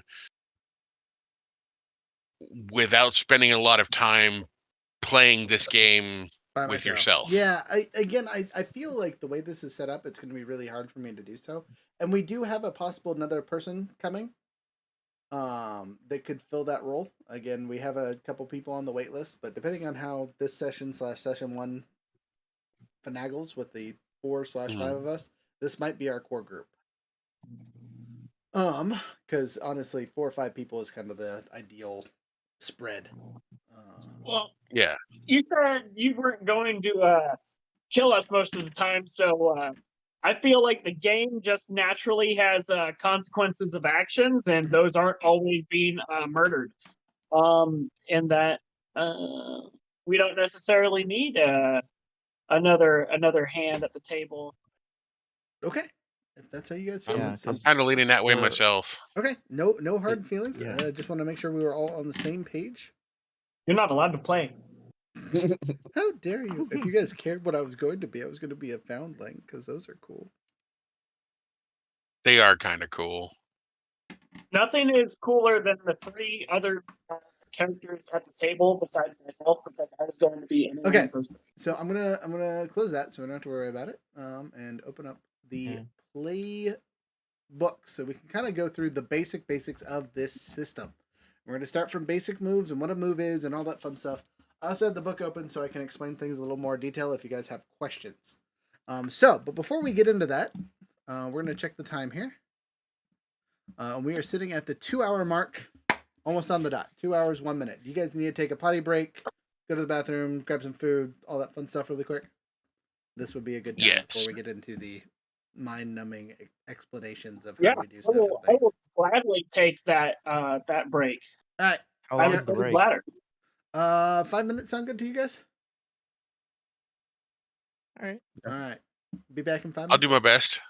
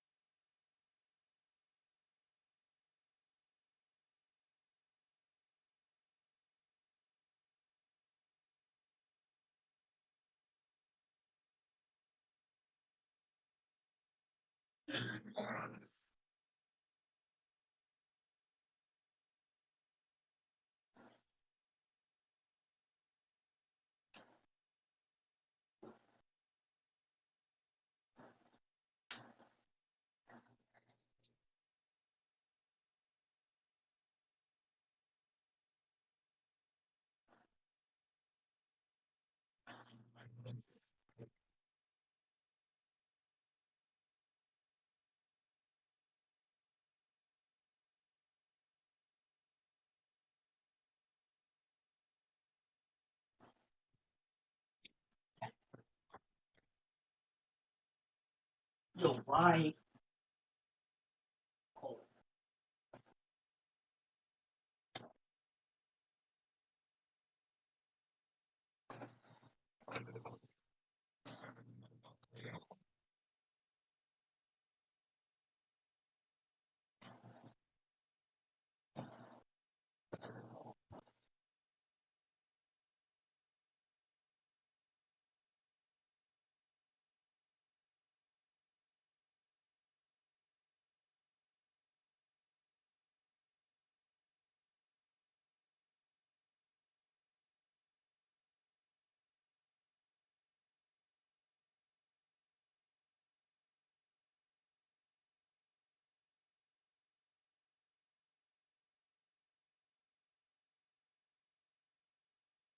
Oh, what?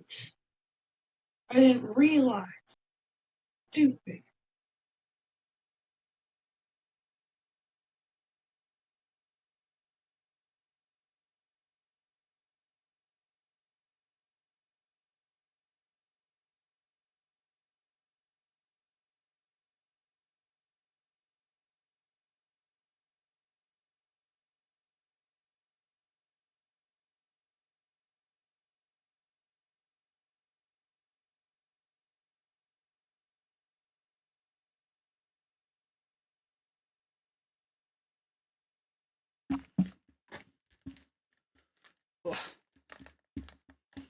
Can you send me a like a screenshot of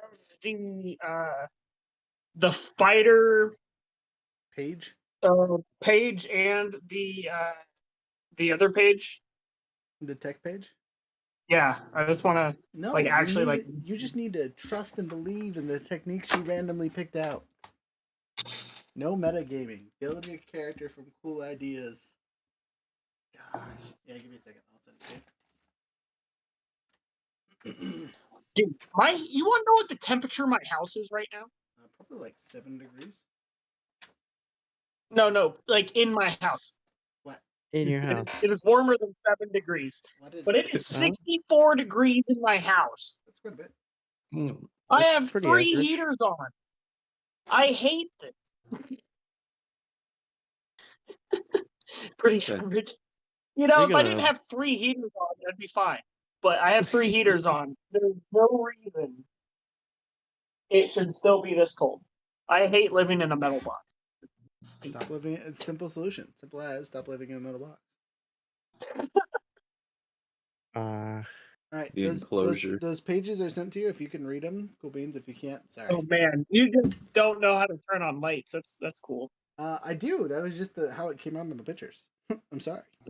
I've three. I literally have 3 lights on currently. There's a purple light, a blue light, and a normal light. All right, is everyone back? Yes. think so. Bringeth back I your am here. cameras when you have a chance. Wahaha. All right, Emperor. back to basic setup so people pop in. I'll read that later. Okay, yeah, and if you need to change things, it's session 0. We can change things. It's one of the big rules about this game is once canon is set, there's no going back and changing it, right? So when you make a final decision on something and that's what you've picked, that's what you stick with, right? I like that background, Andrew. That's kind of cool. It's water deep. Yeah, it's got the smoke I on wish it from I the had a battle. cool I like it. background. It cost you a couple gold pieces for sure. It's A literally couple of moving. dragons, you might say. Oh, because it's water deep. Nice. deep.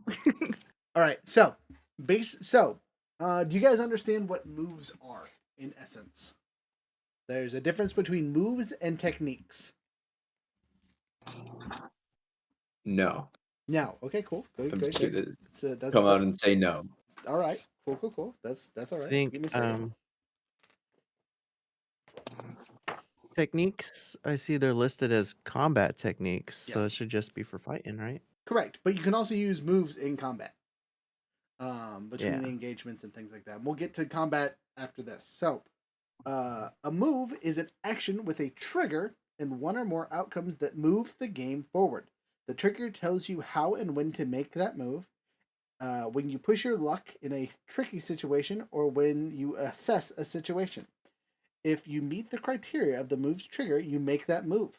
Follow the rest of the move to find out if you need to roll the dice or not. If so, what stats you need to roll and what happens next.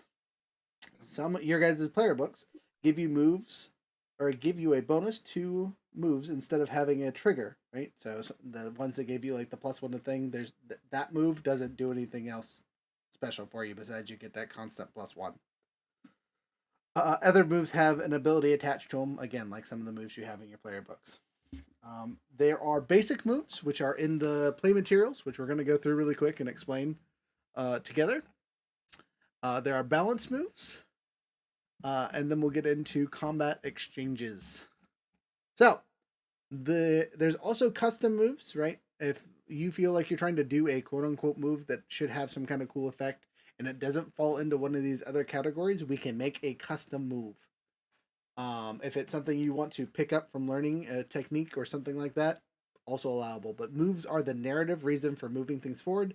And in D&D, they replace your dice rolls, right? So this is when you would use your 2d6 pretty much the entire time is when you're activating moves. So, first and foremost, I think these are in somewhat alphabetical order. I don't know. I'm going to go straight down. I'm just going to go up and down. But first, assess your situation. When you assess a situation, you roll with creativity. Regardless of your class, you always roll creativity. On a 7 through 8, you ask one of the following questions. On a 10+, you get to ask 2. whenever you act on whatever answers you're given, you get to take a +1 ongoing. So that means if you make further rolls to do other things, you get a +1 to stuff. But as DM, I get the final operation of when it is you can't get that +1 anymore, or if that +1 applies. But it's your responsibility to remember that you have it, because it goes on until it's like doesn't matter anymore. So what here can I use to blank? So you fill in the blank. Who or what is the biggest threat? What should I be on the lookout for? What is my best way in, out, through? Who or what is the greatest danger? That's that. So, an example of doing this in a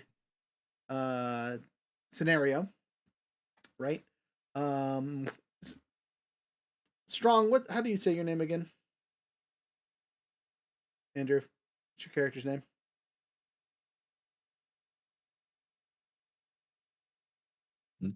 Andrew? Oh, I heard you say strong. Yeah. Kwang. Kwang. Oh, wow, that's really close. Okay. So Kwang is sitting back at the end of the bar table, right? And as Kwang sits down, he would like to look around and assess the situation the best he can, right? So that's how you would say that. You would say that, not me. Because you're the one describing what your character is doing. And then I would go, okay, cool, roll your dice. If there's any bonuses or statuses that I would give you, I would tell you before you get to roll. You would roll your dice and then get to ask one of the questions. I have to answer these questions honestly. Some moves and abilities I do not have to, or the characters do not have to. And there are consequences or bonuses for doing so. But for assess the situation, I give you the best layout possible. Also, in the game itself, I will do my best to narrate about the rooms and places you guys are in, so you guys like, oh hey, there's a puddle of water over there that I can use to water bend, or there's lit flames for me to take the fire from, or stuff like that. You guys will have that option. It's super cloudy already outside. Lightning would be really easy to summon here. Whatever, you know what I mean? I will do my best to narrate those scenarios so you guys understand. If you guys ever have questions for what's around you, you are able to ask those kind of things without having to assess the situation. If it is something you would like in D&D that you could just casually perceive, you can do so. I won't give any hints without doing the assess the situation or things like that, but you can always clarify about what's going on around you. Yes, what's up? So, understanding assess the situation. The last sentence in the thing where it says take +1 ongoing when acting on the answers. Yes. So if I were to assess the situation and you told me, like, let's say I was looking for clues and I found a clue, Mhm. and then I wanted to use that clue to like make a puzzle. Okay. And when I rolled, I'd add a 1, and that's how that works. More or less. Okay, so let's say the best way in, out, through, right, is solving the puzzle. So you're like, well, I'm going to try and solve the puzzle, right? So you would rely on your skills or training. So using your focus to solve the puzzle, you would do that, whatever for the puzzle itself, and you would get that +1 to that roll. Uh-huh. Okay. And sometimes it's literally just like, hey, I'm making you make a d6 roll for something to kind of see if you pass or fail the puzzle itself, because you're using one of these skills appropriately, and then we go from there. Again, solving a puzzle might be a custom move, right? So you would get that +1 on that custom move for solving the puzzle. I would say, hey, you get to use your creativity to blah, blah, blah, so on and so forth. And then you get that ongoing +1 because you found something for it. Okay. Next up is plead. When you plead with an NPC or PC, you can also plead with your friends who care what you think for help, support, or action. Roll a harmony or roll with harmony. On a 7, 8, or 7 through 9, they need something more: evidence that this is the right course, guidance on making the right choice, or resources to aid them before they act. The GM tells you what you need. On a 10+, they act now and do their best until the situation changes. And then the book's example of this one is really big about the if you want to do it style of storytelling. So it is all about you telling me what you are doing with your actions and abilities. Now, if you do something that is incomprehensible or doesn't make any sense or something like that, I'm going to tell you, hey, you can't do that. But in general, it is creative freedom. Again, very heavy RP.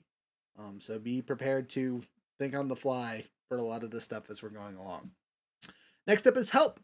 When you take an appropriate action to help a companion, mark 1 fatigue to give them a +1 to their roll. After the roll, you cannot help in combat exchanges in any way. So, like, you can't team up on people because it is a separate exchange thingamabobber. So, no pluses in combat, but pluses in everything. Again, going back to solving the puzzle, if Quan is over there doing his best and Tungaslar comes over to point out, hey, you missed flicking a switch over here to activate it, you get that +1, whatever, right? You would describe you coming over and interacting with the puzzle to get the bonuses. Now, generally, as another note for this, you don't have to necessarily say the words like rely on your skills and training. When you say I'm going to bend something into whatever, that falls into that category, right? But you can also specifically stay when you're doing your description one of these basic moves to basically force it to occur, and make my life easier to figure out what the heck you're trying to do. Speaking of relying on your skills and training, when you rely on your skills and training to overcome an obstacle, gain a new insight, or perform a familiar custom, roll with your focus. On a hit, you do it. On a 7 through 9, you do it imperfectly. The GM tells you your approach might lead to unexpected consequences.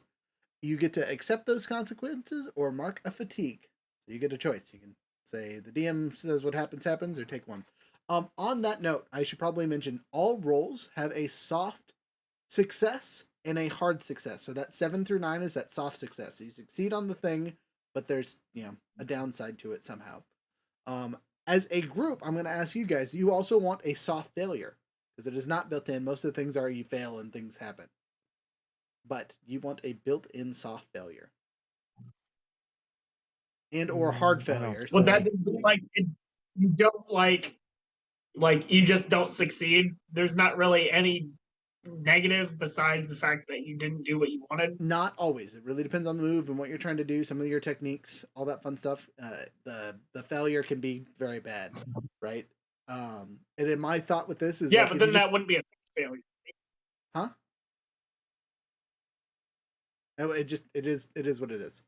My only thought or whatever on this one with having a hard and soft failure is if you have a hard failure, so like if you roll a 1, 2, or 3 total, so double ones or whatever, then you get the the worst possible outcome instead of a just you miss or whatever. Anyway, moving on. If you guys think about that for a minute and come back to it, we will assume not, unless you guys are like, let's do it. Push your luck. When you push your luck in a risky situation, say what you do and roll with passion. On a hit, you do it, but it costs a scrape by. The GM tells you what it costs. On a 10+, your boldness pays off despite the cost. The GM tells you what other lucky opportunity falls in your lap. So, whenever you push your luck, there's going to be some downside, but if you roll really well, there's also going to be an upset. Intimidate. So this is important for our guardian. When you intimidate an NPC into backing off or giving in, roll with passion. On a hit, they choose 1. On a 10+, you pick one and they cannot choose. So on a 10+, you basically guarantee what their action is. Their choices are they run to escape or get back up. They back down but keep watch. They give in with a few stipulations. They attack you, but off balance. The GM marks a condition on them. Next up. That's crazy. Right? Guide and comfort. When you try to honestly guide and comfort another person, roll with harmony. On a hit, they choose one. They embrace your guidance and comfort, and they may clear a condition or 2 fatigue, and you may ask one question. They must answer honestly.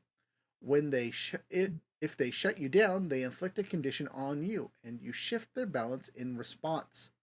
On a +10, if they embrace your guidance and comfort, you may also shift their balance. Question. Yes. It says on a hit. Does that mean you can miss? Yes. So it's still a dice roll. So when you roll with Harmony, if you're rolling your 2d6s, if you roll a 6 or lower, right, that's a miss. And then it doesn't have any help. It doesn't do anything for you. They kind of just blow you Got off. it. Okay. Which again goes back into the hard failure, soft failure. If we had a hard failure on this one, if you critically failed essentially, or 3 or lower, you would yourself gain a condition because they didn't listen to you or something like that. Trick. When you trick an NPC, roll with creativity. On a hit, they fall for it and do what you want for the moment. On a 7 through 9, you pick one. On a 10 plus, pick 2. They stumble. Take 1 forward to acting against them, which means you get to use 1 until you use it, and then it goes away. They act foolishly. The GM tells you what additional opportunities they give you. Or 3, they overcommit and they are deceived for some time. We already talked about the growth questions. We talked about clearing conditions. Let's talk about balance moves. So these are things you can activate on yourselves and other people's at any time to shift their balance, which for some characters like the Guardian are going to be very important. Icon, this is important for you. Razor, actually shifting the balance is going to be tantamount for you, because if you are one of those character classes that can go off the rails all the time if you are not careful with your balance. So, live up to your principles. When you take an action in accordance with the values of a principle, mark 1 fatigue to roll with that principle instead of whatever stat you would normally roll, right? So when you're doing the rolls and you're rolling for what's some of your guys' balance stuff? You guys remember any of them? Balance stuff? Yeah. It's On the page? sheet. Yep. Oh. There's a little fishes. Fishes. Control and connection. Okay, so for control and connection, right? If you roll with something with control, right, you get to get those pluses to it. So like if you're trying to make some kind of move or ability or whatnot, I'm trying to control a situation, you make a balance roll move, right? And you get that +1, +2, +3, or -1, -2, -3, depending on where you're at on the scale, because it's always correlates.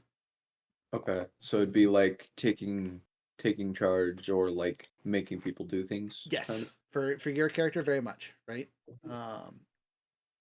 Yeah, anytime you have to be the one that chooses the things in the situation, you are making a rolling with the control balance. Okay. Something you can do to specifically against player characters and NPCs is call someone out. When you openly call on someone to live up to their principles, shift your balance away from center, then name and roll with their principle, whoever you're talking to. On a hit, they are called to act as you say, and they must either do so or mark a condition. On a 7 through 9, they challenge your worldviews in return. They mark a fatigue, or they shift your balance as they choose.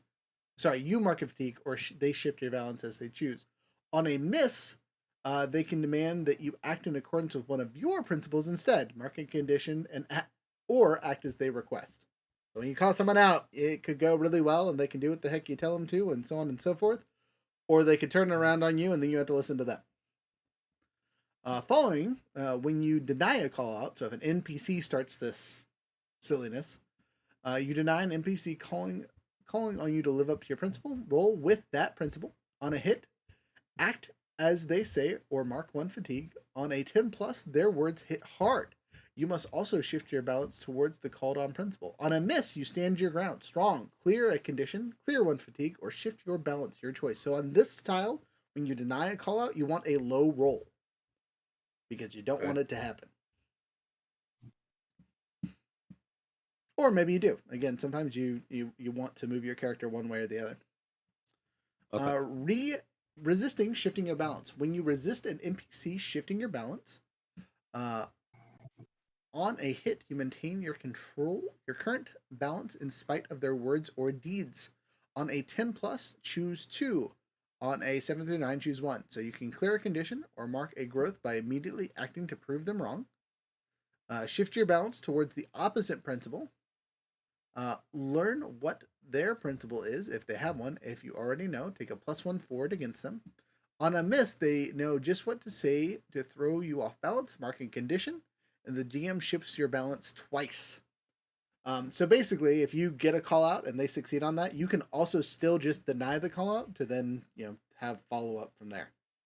And again, this is something you guys can do to each other as player characters when you think you are acting inappropriately with your guys' sense of balance. Not that you necessarily know all of your guys' stuff, but as you play, you'll figure it out. Losing your balance, which is very important. If you lose your if your balance shifts past the end of your track, right, the +3, -3 on either side, you lose your balance. You obsess over that principle to a degree that is not healthy for you or anyone around you. Choose one of the following. Give in or submit to your opponent. So like if you're in combat and they shift your balance off thing, there's that. You lose control of yourself in a destructive and harmful way. Jump off a cliff. Have a bad day. You take an extreme action in line with that principle and then flee. So going back to the control, you might stop a fellow group of people from fighting just so you guys can escape because you have to be the one in charge, kind of thing. Afterwards, when you have some time to recover and recenter yourself, shift your center one step towards the principle you exceeded and clear all your conditions and fatigue. Reset your balance to your new center. Right? So at the beginning of every session, you start your balance at center, whatever your center is. So, for example, jumping back up to the Razor here, your starting center is either +2 control, or +3 control, or +1 control, right? Because you get to pick your starting position between those three. When we start every session, you start there until you physically move it over one by using an advancement point or losing your balance or so on and so forth. Okay. And in your character abilities, it explains how to do all that fun stuff. So, combat exchanges, woohoo! The next fun part, right? So there are the exchange steps. Every combat, or in this case, exchange, has 7 steps, right? And unlike D&D combat, where you all get your turns, right? I'm supposed to break you guys up into groups of 3 at max. So if you are fighting with all of our friends together, all 4 of you are fighting at the same time, you can do that. I'll stretch it to make it simpler. But you might be fighting one-on-one battles, so it'll be like spotlight for one exchange, spotlight for another, you know what I mean? And we'll go back and forth. Unlike D&D, it's not a 6-second exchange. It could be 10 minutes worth of fighting. It's all how it's narrated. Frozen, you still over there? He's muted. I have no idea what he said. Mostly. Okay, just making sure. Okay, so I'm going to walk through these. Again, these are mind-numbing, and I apologize. It'll make more sense when we got to get to combat. The GM chooses an approach for each NPC or group of NPCs in exchange. The GM keeps their choice secret. So I pick first before you guys get to pick. Then each player in exchange chooses an approach for their character. And I'll explain approaches in a minute. If multiple players have PCs in the exchange, they can talk and coordinate. Their choice can be public. If the PC chooses if the PCs oppose each other, they keep their choices secret and reveal them in the next step. So if you guys are fighting each other for fake combat, real combat, whatever, keep it secret. Don't discuss it. If you guys are working together to fight someone or a group of people, you can talk out loud.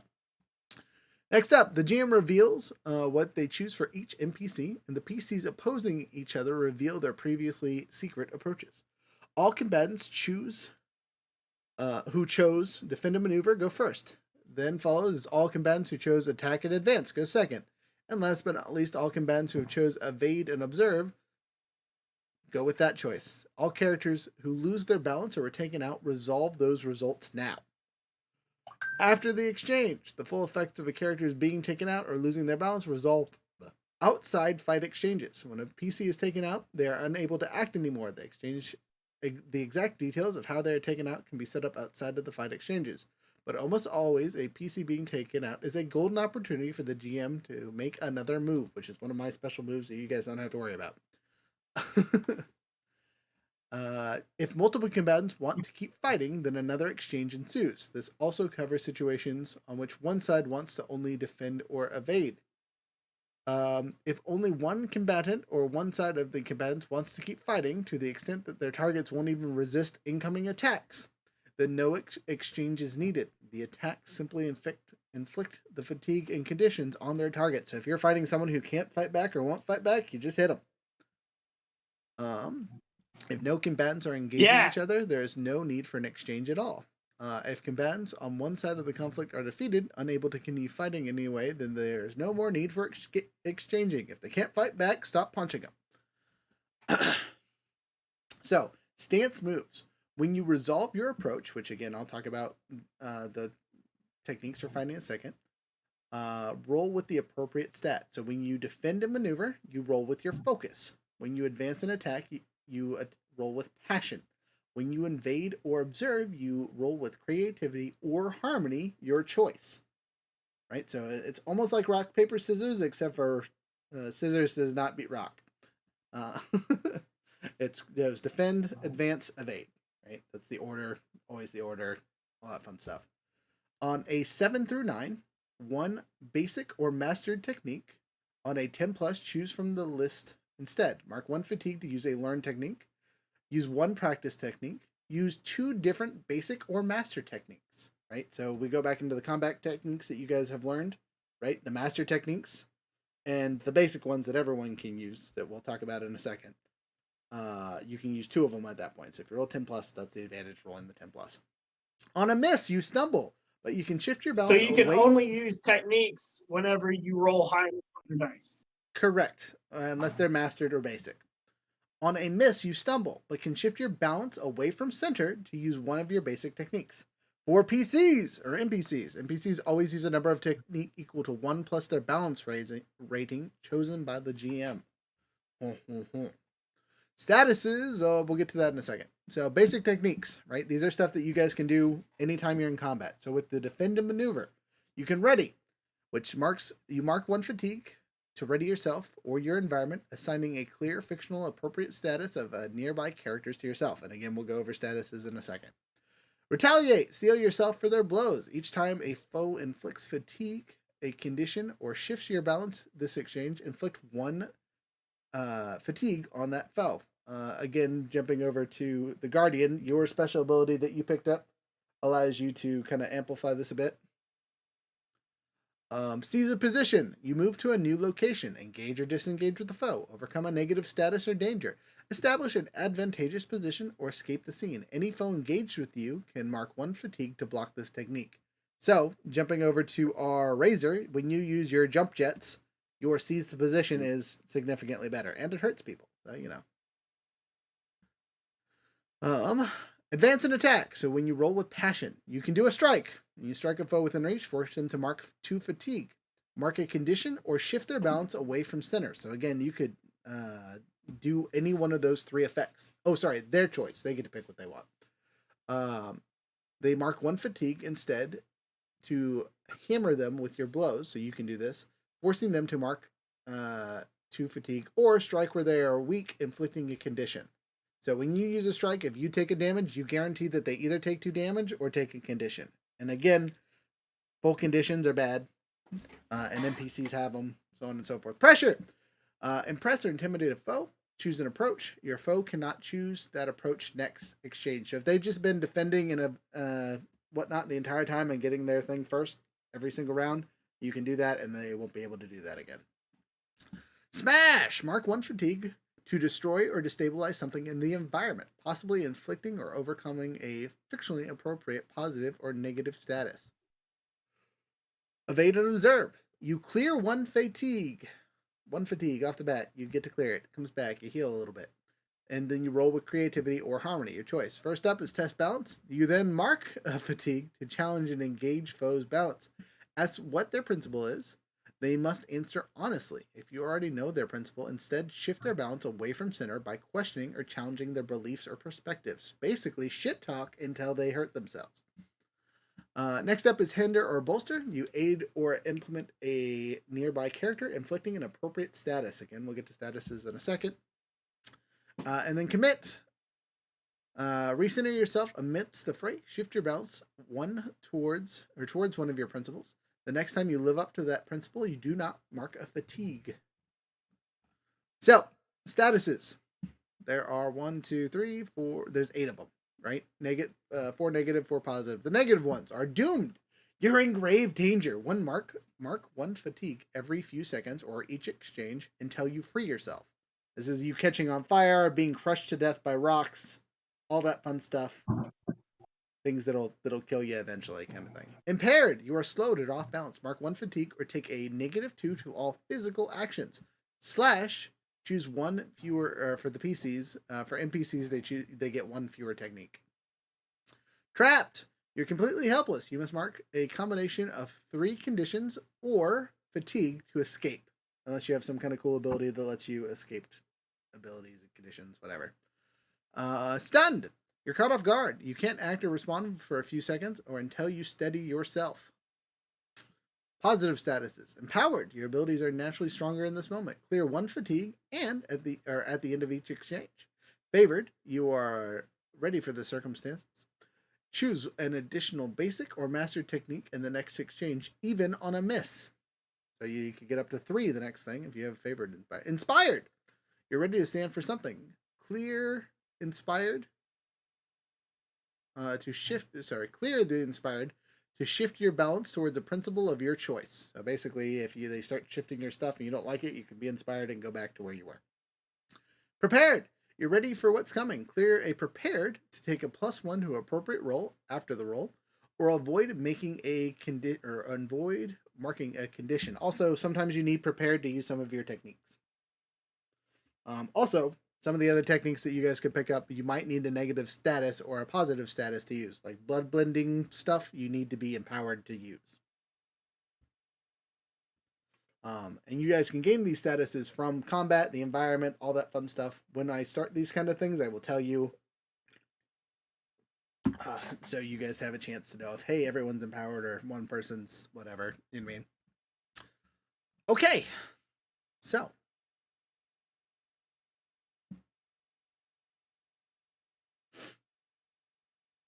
Let's talk about the campaign itself. Now that we have all that done. So we obviously picked the custom era. We've chosen our scope, which means where do we start? What city do you guys want to start in?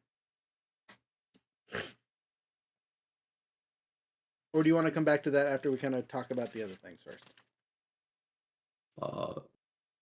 I'm okay starting wherever, to be honest. Okay. I mean, the easiest place to start would be joining us with our friendly guardian, in Bossy Sang. Bossy Sang. Like, that one. You know what I'm saying. Jeez. That would be an easy place to start, so you guys are already in the appropriate zone. But we do have 2 firebenders. We could start somewhere in the Fire Nation. Or you can start on the ocean, and then we will travel that way. Like, how do you guys? Well, I don't know if that is one disadvantage to not having a air bison is we cannot fly over the water.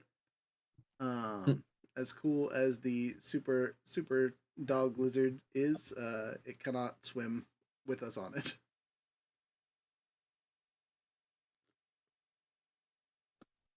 Nobody wants to go to the air nomads.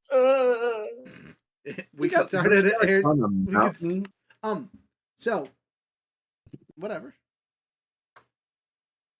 Thoughts? We could climb the mountain. I'm down being in the in Bon Say. That sounds pretty dope. Okay, so we're gonna talk about your exciting inciting incident, which is a 3-act thing, which basically explains how we ended up together, right? So our group focus, right, is to deliver the avatar to Bossy Sang, right, where we're starting off at.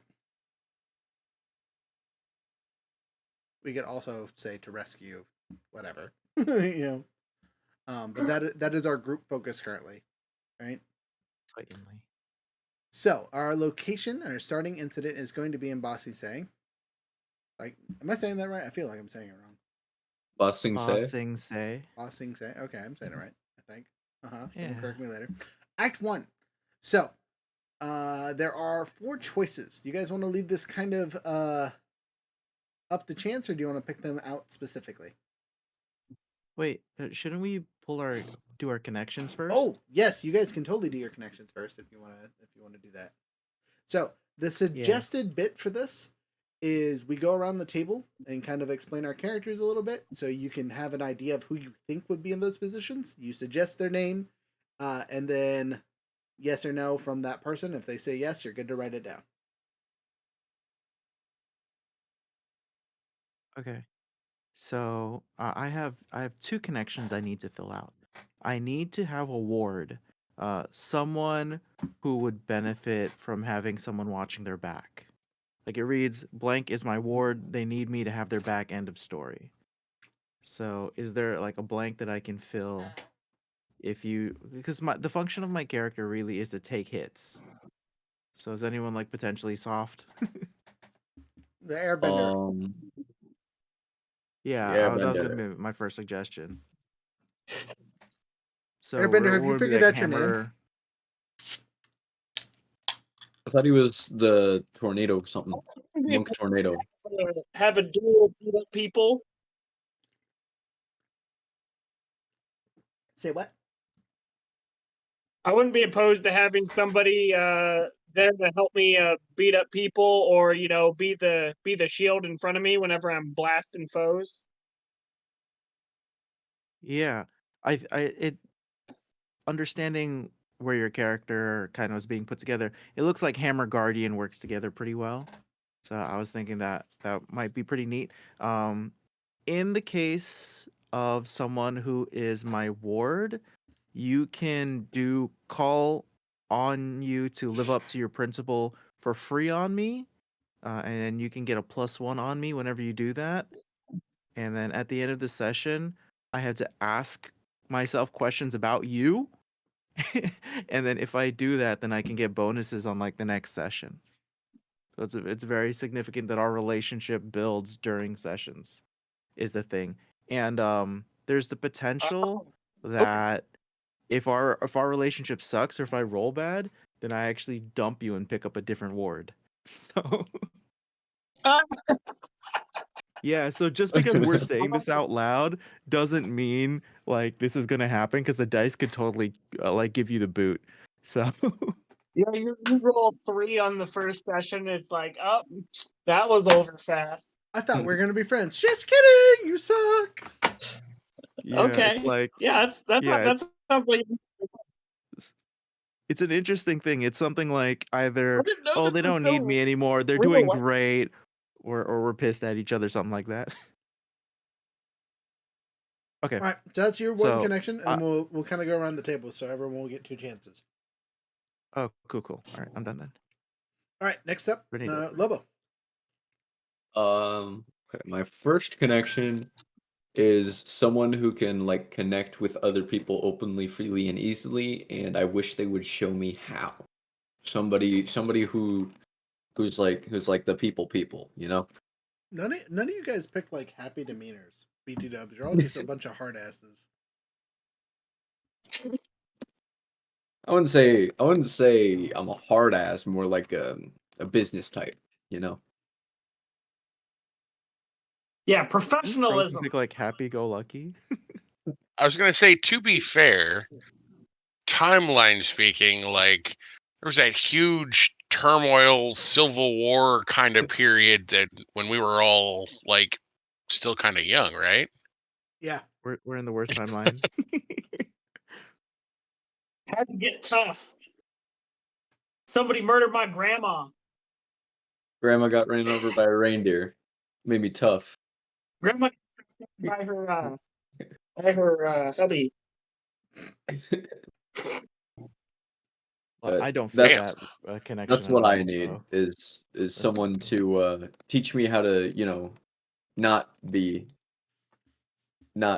quite so much of a hard ass.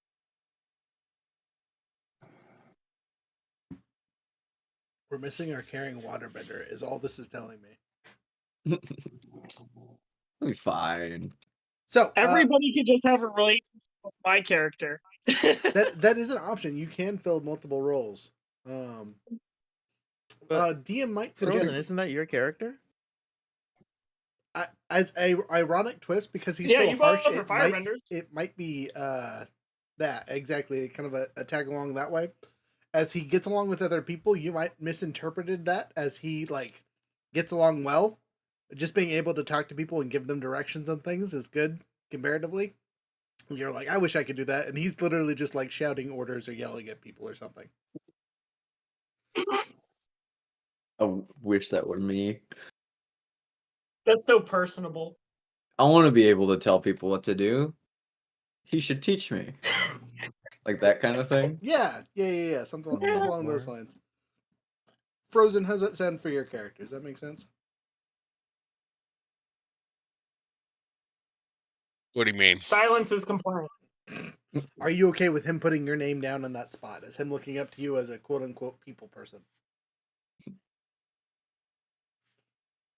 Sure, man. Hell yeah. Wonderful. As a note, these What's your character's name? These connections can change. Tungslar. What's Tungslar. Tuguslar. P-U-G T. T? T.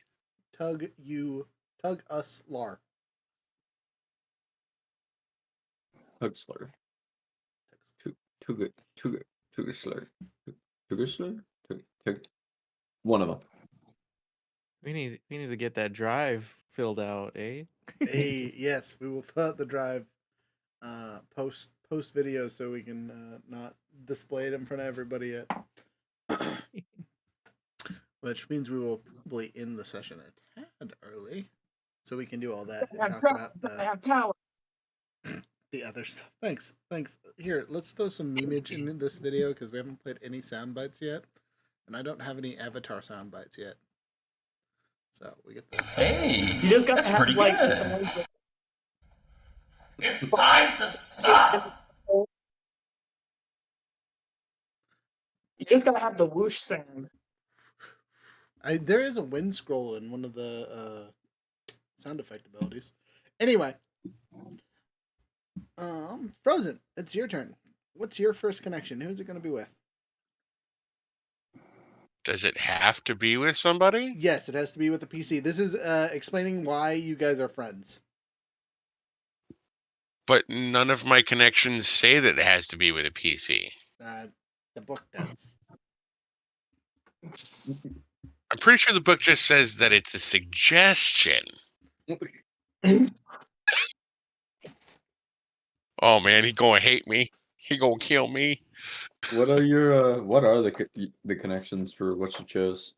So that's trying. part of why I'm asking about it, is because I have blank seems to not fully understand what it means that I'm the icon of my tradition, and I kind of like feeling free around them. And blank makes me feel better about my responsibilities and my burden with a smile and a few kind words. If we're just getting started together, So it doesn't make sense for any of the PCs to be those people for me. So, as a note, we are not just starting off together. This is why we are going to go over the starting incident and kind of work through that so you guys have an understanding of your background together and why you are working together, right? Why you are tasked with finding the avatar, dealing with spirits, setting niches in appropriate settings, whatever, right? Yeah. Well, for your first connection, that could be Okay, all of so us, because to none of put us that in- know what yours is. Say what? For your first connection, blank seems to not fully understand what it means that I'm the icon of my tradition, and I kind of like feeling free around them. None of us know what it means for you to be an icon of your tradition because we don't know you. So it makes sense for none of us to know that you're an icon. Also, none know of what them I'm are saying? militaries. They don't share a background, all that fun stuff. So like, Yeah, we'd Okay, all be so- surprised about your icon lifestyle. Put this into perspective. So for me, the way my brain my brain is interpreting all of this, right, is there is one inciting incident that we're going to talk about, and that's what thrusts us together as a group, and we start from that point. it's not like we've been traveling together for months or weeks or years, and then there's an inciting incident. Correct. My understanding is there's an inciting incident, and now we're all deciding to work together, and that's when our journey starts. So they are all strangers to me before this incident. Right. So the incident has occurred when you're making these connections. The game starts post inciting incident. We're not going to roleplay through the inciting incident. We're going to talk it out and Okay. figure out the best story possible for us. Because it will fill out some of the things like for the hammer and whatnot. Okay. I have a suggestion, Frozen. Since Lobotomite's character is from the Fire Nation, he might have a understanding of like historically of like the icon that you're representing, like the And be traditions that you're able to say following. kind words. Okay. Yeah. That works. All right. Cool. What was your character's name? Kenshin. Kenshin. Cool.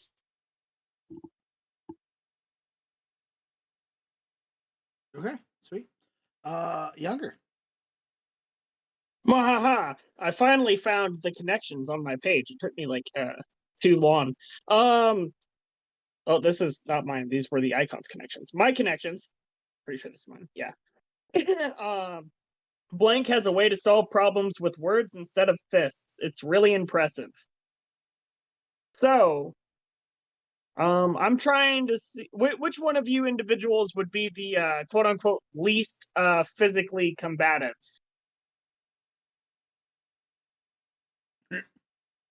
They're all combat wombat mofos. Yeah, I know. The wrong party. That's you, friend. You're the least. Considering that you're the hammer.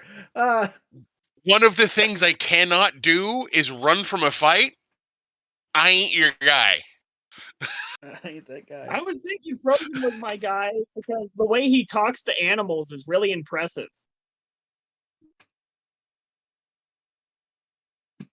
Yeah, literally, you have. He doesn't solve them with So, fists. He solves them with paralytic poisons. So, as a side note, just as a question for Lobo on his character, Mhm. when you are a tool of a powerful person, right? Are you like an assassin or are you like a political pawn? I was thinking kind of like a retired hitman that doesn't really want to fight anymore, but he can. That's why I went with the proper demeanor, is to kind of symbolize how he's trying to be better. And that's he's trying to be more, he used his words per se. There you go. Really impressive. What's your character's name again? I already said it like 2 seconds ago. But... Kenshin. Kenshin. Kid. Okay, Ken. He's kid enough. He's He can do it. Matosai, Battoosai. Okay, and then my next one is I worry. Whoa, Blank won't be you get able to one hold- and we go around in a circle. Oh, my bad. God, Well, I thought we was it got to me and then it had to go back from me. No. Circle. So, Snake, back to Andrew. maybe? Oh, got it. Yeah, right. Not a snake. I need somebody who doesn't need my help. That's the connection. It reads, Blank looks like they're more than capable without my help. I'm glad some of us can take care of ourselves. That one. Okay. We volunteer. Cool. Perfect. All right. Back to Lobo. My second connection is I see Blank as lacking control. Maybe I can help hone them at least a little bit. So someone who's maybe a little bit off the rails, someone who's a little bit unhinged, who could use a little, Why do I get the feeling that's totally younger? My character is gonna be blasting. 90% of the time, I'm rolling with passion. Yeah, that would All right, we have would definitely be a this group's candidate. official dumbass. Noted. Yep. Okay, and what's Younger? What's your character's name? I'm gonna be extremely unhinged. Tornado name. something. That's I'm your going to name? unhinged doors with C4. Monk Your Tornado. name is Unhinged Doors with C4. That's a mouthful, man. That's a Monk lot. Tornado. Monk Tornado. Again, he'll get his actual name later, but just do Tornado or Monk Tornado for now. Tempest. All right. Ooh, that's cool too. Tempest. Aha! Someone put something in the chat. I have to look. It wasn't me. I didn't do it. I don't know where my mouse is. Aha! There it is. I Ah! forget that that's a thing There we nowadays. go. There we go. Nice. In the Med- chat? Madonna. Oh, you were saying how airbenders only have one name, so I was like, Madonna, share. Oh. I was like, there's no way Madonna is the word for tornado in Tibetan. That would be. Oh, that was like 2 hours ago or That's something. gold. That's gold. That's way too funny. Okay, and then back to Frozen. Your secondary question. So I'm gonna pick Tornado for that one. Tornado just has all the connections. If Tornado dies, the group was going to be very sad. Wait, what is So it? it's Tornado seems to not fully understand what it means that I'm the icon of my tradition, and I kind of like feeling free around them because he's an airbender and he doesn't really care. He's just Clueless. doing whatever, Nice. Solid. and I can kind of enjoy just doing whatever. Nice. All right. Hold Last but your not own least, crystal scepter. Younger, your final ability. I worry blank won't be able to hold their own when things get tough. I'm going to toughen them up. So I was thinking again between the character Kenshin and or Andrew's character. Kwong, he is strong. Yeah, they're both strong. No. But It's since like- Kenshin is so good with words, I worry that he's not as good with his fists. Okay, yeah, you did do two separate people. All of you did two separate people, right? On your own personal Yes. list. I You- think Yes. separate. Okay, perfect. Oh, so it has to be two separate people? Okay. Yes. Well, Yes, then that. I would be forced to either choose between Frozen and Andrew's character. Andrew has a relationship with my character. I feel like that might be one of the good reasons why I am standing next to you as well. Or why you're such a pain in his So ass and why he funny. feels that you are his ward. Yeah. That's so funny. So my character thinks that they need to take care of you, and your character thinks that if you're not watching me, then I'm going to like crumble. We're just actively each other's bodyguard. That's perfect. That's how you Exactly. that's how you start a family. So outlining incident. So this is a 3-act. What's your character's name again? Kwong. Kwong. He's strong. Kwong is strong. Kwon Strong. Kwong What's is strong. I changed my name in the Discord now, so you can see it. I was gonna say, just scroll over his name. Look at I that. gotta do that. Oh, you just changed it to straight up rock. You didn't even translate it. I like that. Nope. I'm for it. Is I'm that for like it. the Common up in boulder? It's a smaller version of the boulder. He's related. If I They're put Boulder, it distinct wouldn't cousins. show up in the Discord. That's why. Yes. Hey, you guys can be related. That's fine. He's an important character. All right, so Are we allowed to do that? Can we have characters related to characters in the lore? sure, why not? You guys are just Oh, you think about it from the Aang era stuff. It's been 100-something years, right?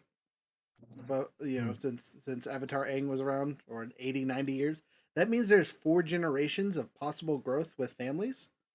The main characters only had like 1 or 2 generations at most, but most of the other ones had several, right? So if you are of the same nation as a character, sure, why not? We are in non-canon territory, so we're not going to change anything with the choices we make. It's all fun for story-wise. If we were playing whatever, it'd be the same thing. And because you could be someone's great-great-grandfather and they didn't know. You know what I mean? Or they did know and just like, that's why they were an important figure. Unless you are trying to be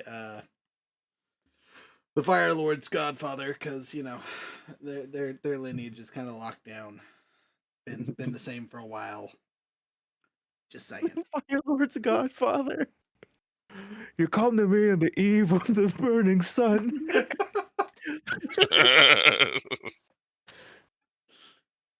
Isn't that what he's the? Just takes the airbenders out to a little boat in the middle of nowhere. All right, so jokes aside, we now get to do the outlining incident, right? So in order to flesh out the group's focus, you need to create a inciting incident to start the game off with some action. This inciting incident is the plot of your series, or to the series, whatever, your pilot episode. The story is how the companions met one another, committed themselves to your group focus. Your group focus is to rescue if your group focus is to rescue a rebellious leader.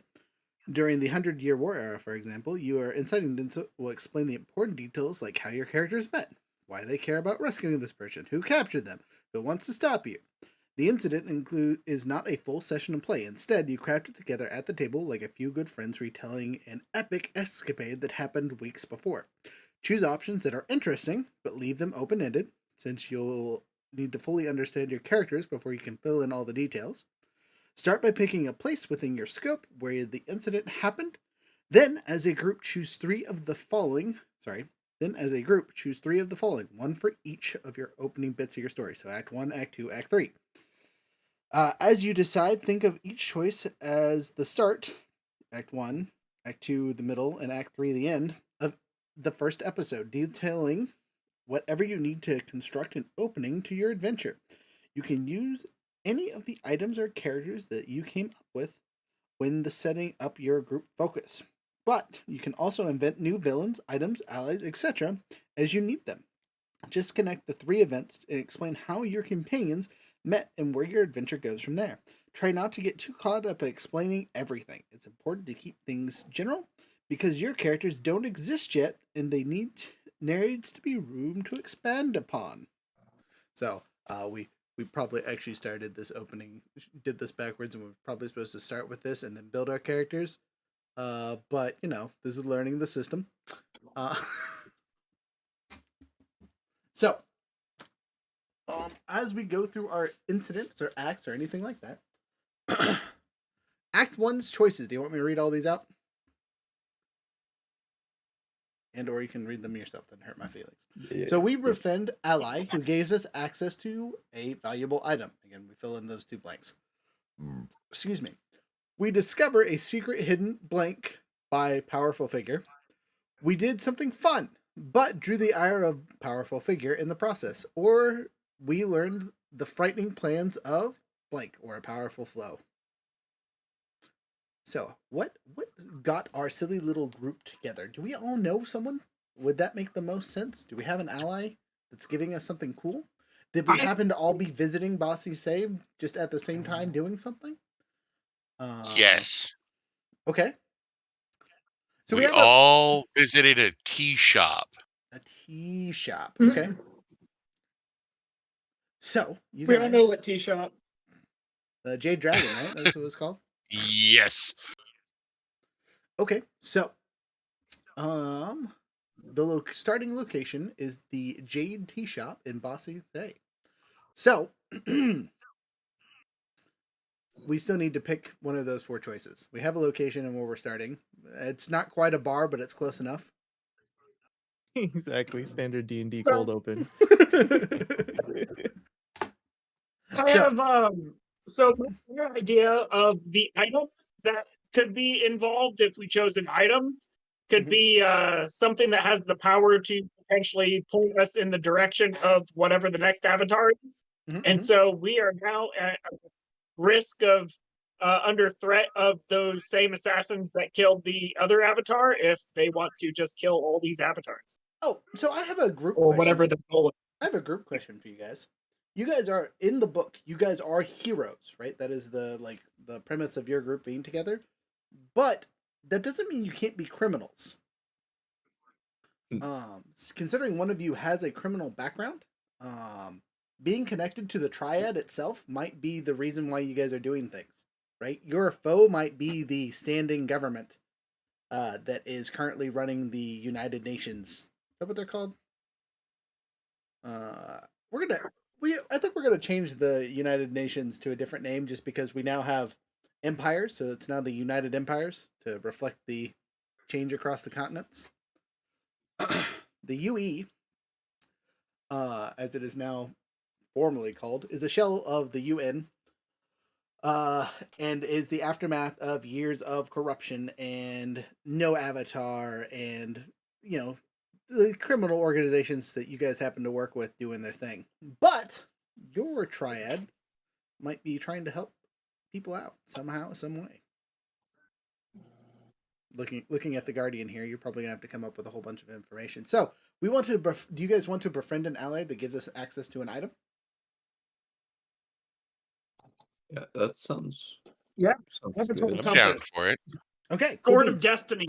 So I need you guys to give me an ally. We'll make it a triad leader, right? One of the big bosses who conveniently is part of the White Lotus, right? An organization that's kind of secret and whatnot.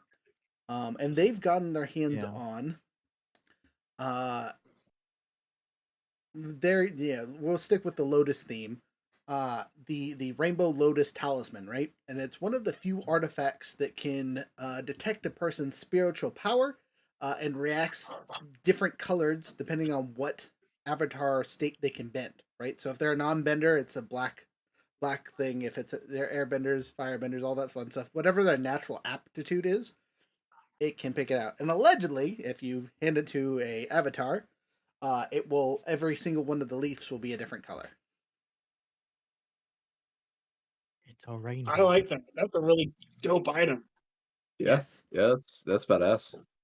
Could I make a suggestion to add to that history? Sure. What if it was Iroh's missing piece? What do you mean? Which like from the table? Yeah, from so the game? Iroh was always missing his pie show piece, the Mhm. lotus. So what if it was crafted? Because this is a piece of technology, right? That has been made to detect Oh, it's vendors and non-vendors. okay. It could look exactly like that, and that could be its secret nickname is Iroh's missing piece, right? As a joke that only people that knew him would understand, especially because this came from the White Lotus Society. That could totally be what it is. You know what I mean? For name and whatnot. I like that idea. That's kind of cool. When you guys refer to it, you could always call it Iroh's missing piece. It was Kind of actually like an ancient artifact. Nobody knew what it did. Until later. It's too late. Zuko's our connection, right? Zuko is dead. He got Just like that, Zuko's our connection. no. Zuko got in Korra. He did. Well, that's what happens when I didn't watch the rest of the show, I guess. But I'm not- pretty sure We're that not like a badass. it doesn't have to be Zuko, but like it could be somebody from his legacy. We're talking about the triads, right? Mm-hmm. And we're kind of creating stuff as we go. So he had that whole like second identity, the blue demon Mm-hmm. identity. Yeah. So what if like a triad sprang up based on his other identity? Okay. Ooh. So this ally is the equivalent of Zuko's grandson or great grandson, because it's been a couple generations. What would his name be? What do you guys want to call this ally? Is this something you guys need to write down as important NPCs? Like his code name or The nickname. Blue Demon? The Blue Demon can be his nickname, right? He's a firebender, and he, like his great aunt, shoots blue flames. So, for connections for you guys, our icon, you know him and grew up with him as a child because he's in the lineage of Fire Lords, right? He's like the next in line, essentially, right? If a couple other people dies, he's Fire Lord. He's got a brother or sister or cousin that is technically currently Fire Lord, but he's on the list. And you being right. a general's son or something along those lines, right? What is your iconic piece? What is your iconic tradition? Are you some kind of grand general to be, or are you a tactical something or other? What is your specialty? Why would you be connected to the triads? Are you some kind of crazy investigator who's just made friends with the right people? No. So the tradition I was leaning to is a military tradition. I definitely leaned into that with my father being a general and stuff like that. Okay. But dedicated to protecting the people, not necessarily the government. Okay, so more like a local militia / police style. Think more like the general that stands up to the tyrant. Okay, so you are the check of the Fire Nation, or to be the check of the Fire Nation, right? You are to stand up to what's Yeah. evil or what's wrong or whatever, right? Yeah. And your downside is you have made best friends with a very powerful criminal off the bat. There's your start to your balance. Yep. So, what's the blue demon's name though? Let's get him an actual name. So, demon is his nickname or code name, so we don't give away who it is. But you know his name. What's his name? That's a good question. Again, I can Google translate names if you just want to give me a cool adjective for it. I feel like he would probably have been named after somebody who was close to the family. Okay. Ooh, what was Iroh's son's name? It's a Does good anybody question. remember that? What was Zuko's son's name? Was it Jill? Arrow's son's name is Lutan. Is it Luton? Yeah, here we go. So they actually talk about this in the 100-Year War.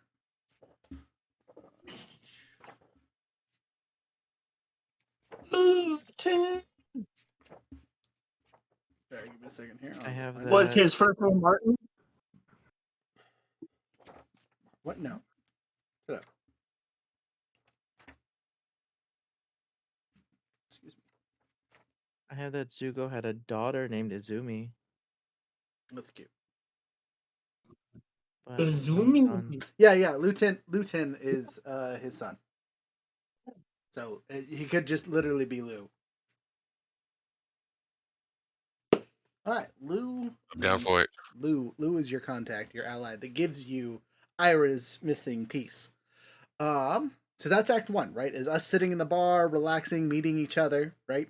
He knows you personally. You're part of the triad that he works for. How do we connect you other two? Why are you at this tea shop?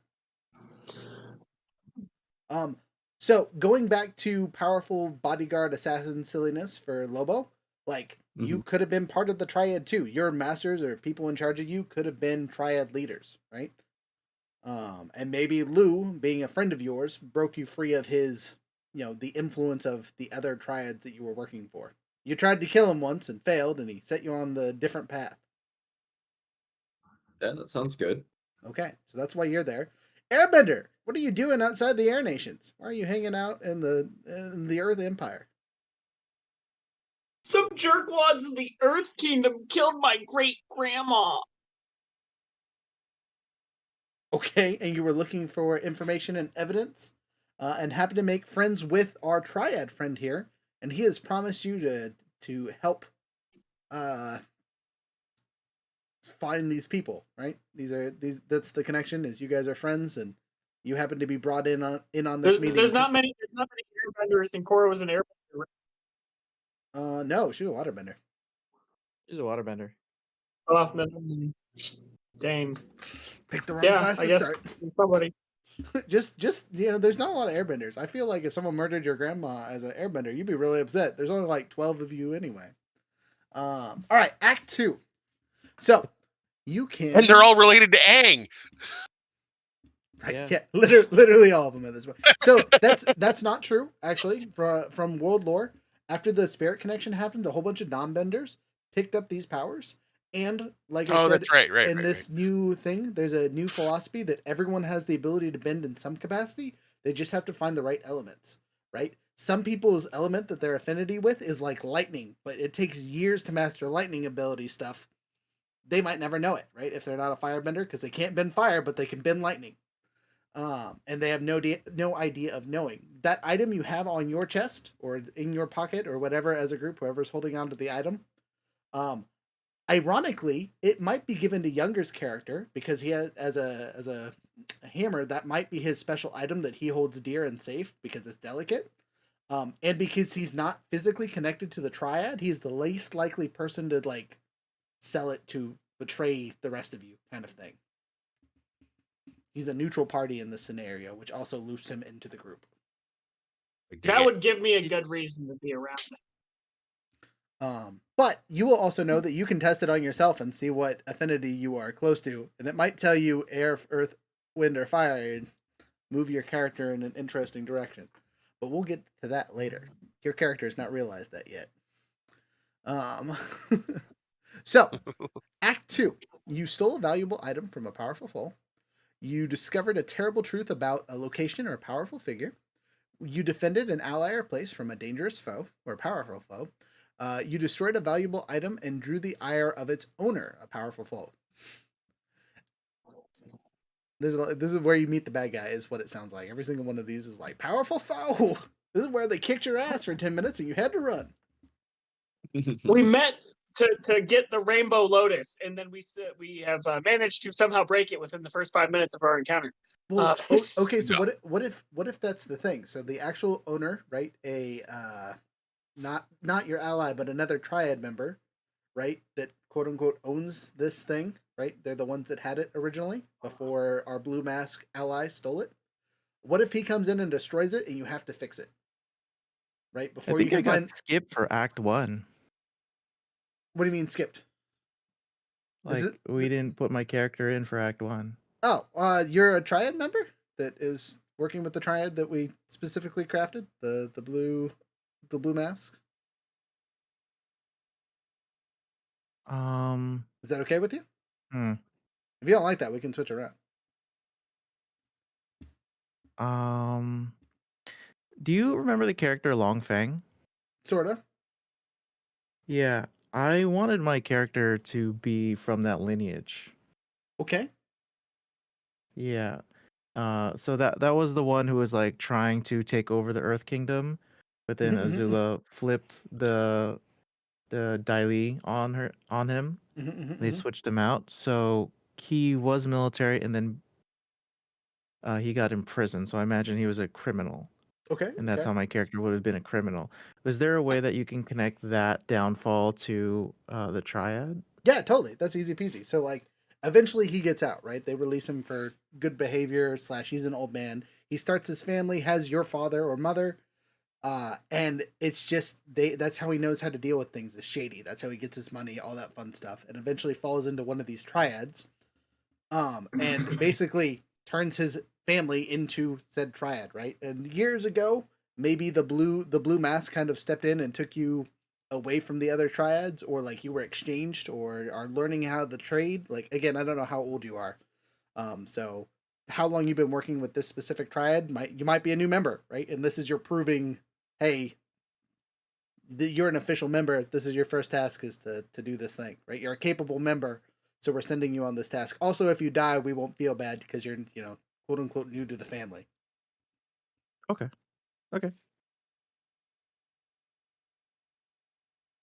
Sounds good. Okay, cool beans. All right, back to Act 2. So what happens next? Again, the destroyed thing would be fun because then you have to figure out how to rebuild this thing and find someone who has the understanding, knowledge, ability to do so. But then you lose the ability to use it in the story. The tea shop could be attacked by someone, right? Trying to find the item, and you guys make your escape with it, kind of thing. Starting that bit of the action.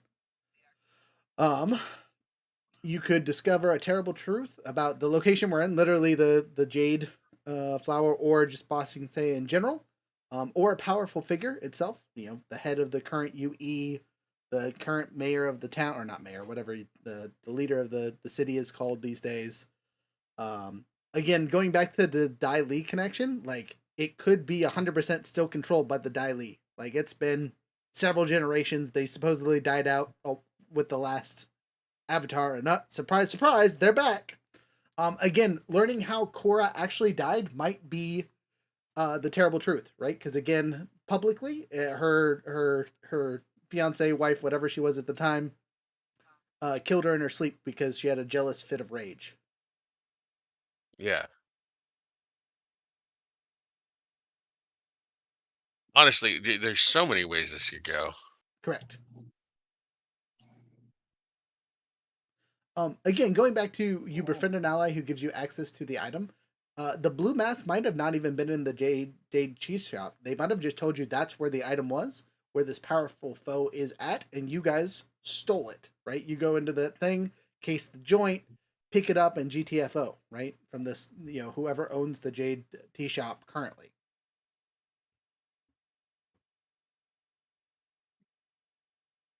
Oh, I thought those were our cohorts. They could be. Again, we can. Again, what you guys picked at the beginning was befriending an ally who gives you access to a valuable item. That could literally mean they hand it to you and it's yours, or they tell you where it's at, and you guys have this cool escape missions 11 cutscene thing where that's what you do, right? I think the powerful foe. I think it would be interesting if, like you said, our good friend Quan has insight information on what actually happened to Korra and such, and then the assassins. We dipped out with the Lotus when assassins hit the joint. Well, so you don't have to combo these things together, right? Discovering the terrible truth might have taken up enough time for you guys to come to the realization of what that means and why there's been no Avatar, and all have a serious motivation to find the new one, right? And maybe disrupt the Dai Li and their, diabolical plans for the Earth Empire that is currently causing havoc.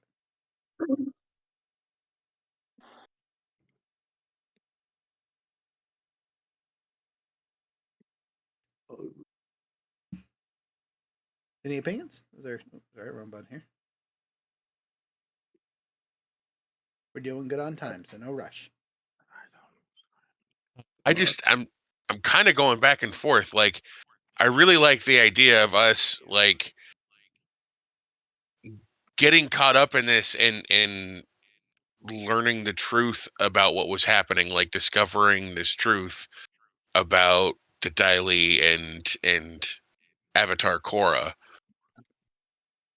But I also kind of like the idea of like, for some reason, we're all at the Jade Dragon and it gets attacked, or somebody comes to get So, Blue Demon because he stole this thing for us. gotcha. So just as a note, the Act 3 can cover that too. Yeah. Basically, you will guarantee to introduce a powerful foe or powerful figure in this narrative. So you will get an enemy shortly, regardless of your choice in this section. So it's really, do you want to... Okay, so hear me out. Uh-huh. For the Jade Palace or Lotus or whatever the place is called, I can't remember. Jade Dragon. With the tea shop, the Jade Dragon gets maybe the reason it's attacked is because the people who killed the last Avatar are either also in search or also wanting to get rid of the next upcoming Avatar. We don't necessarily know their agenda, but so they're looking for this Lotus piece as well to be able to identify irrefutably. Right, And because so they attack the Jade Dragon, and we're there to defend it. Okay, so Mhm. the Dai Li, led by a waterbender named we'll call him Bo, lead the way, which is interesting because most of the Dai Li are earthbenders. So the fact that this waterbender is the one in charge should tell you he's probably to be feared. So Bo and his Dai Li assassins attack the Jade Dragon, which leads us to Act 3. As you guys defend it and do your best, you fought and barely defeated the powerful foe. You can narrowly escape capture by the powerful foe. You could rescue your ally from this powerful figure / foe, or again rescue your ally from a powerful figure because he's a criminal. There could be good guys trying to get them, right?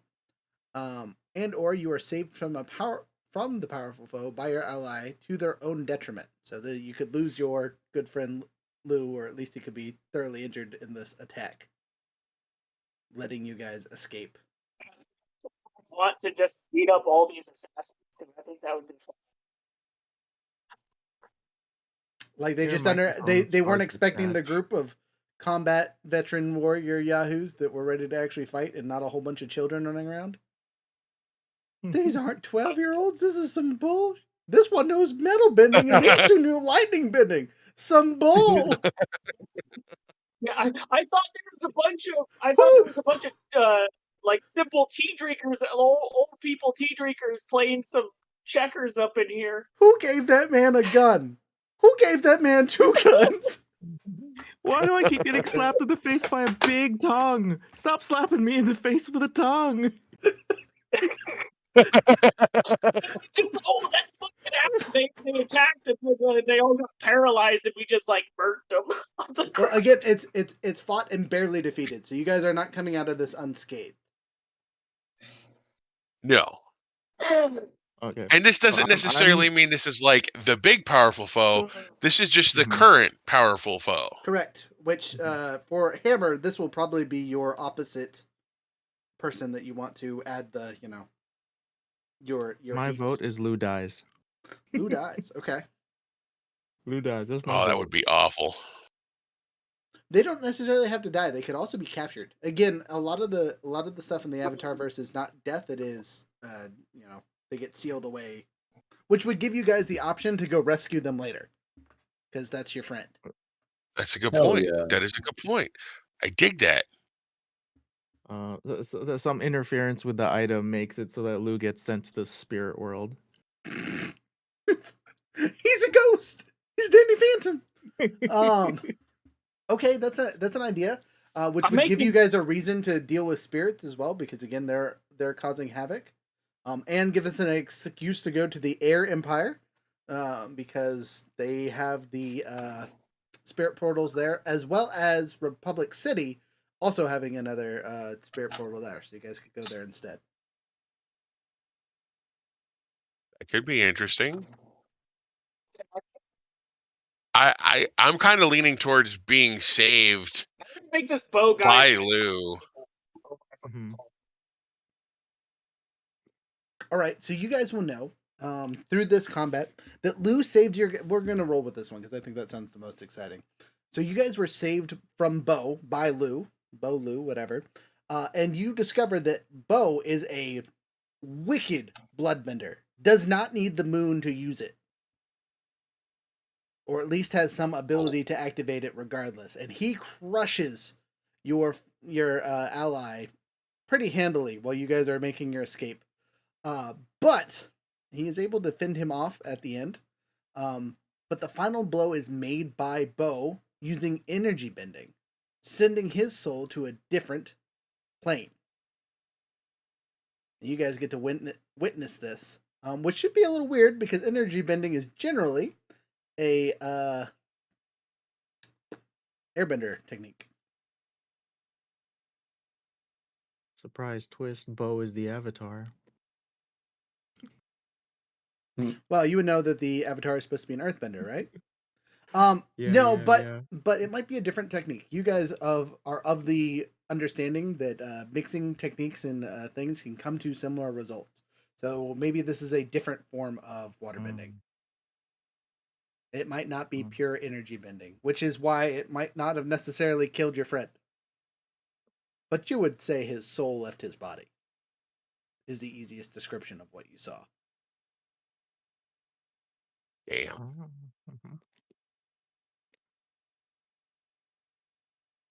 He's now spirit bending. We're gonna run away with his body. Would you like to? Hell yeah. The whole campaign, we're just gonna be tugging a body.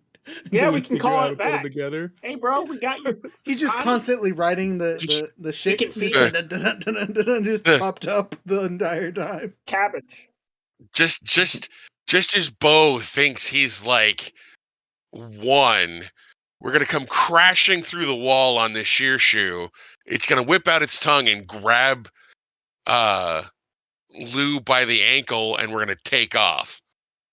All right, I'm for it, and that's the start of your guys' adventure. So we're gonna start in Ba Sing Se, obviously. And you guys are going. Thank you, Brian. So sorry, man. Yeah, exactly. So you guys will like check his pulse and all that fun stuff in the meantime, and know that he's alive. Like he's still breathing, he's still reacting, but he is like out.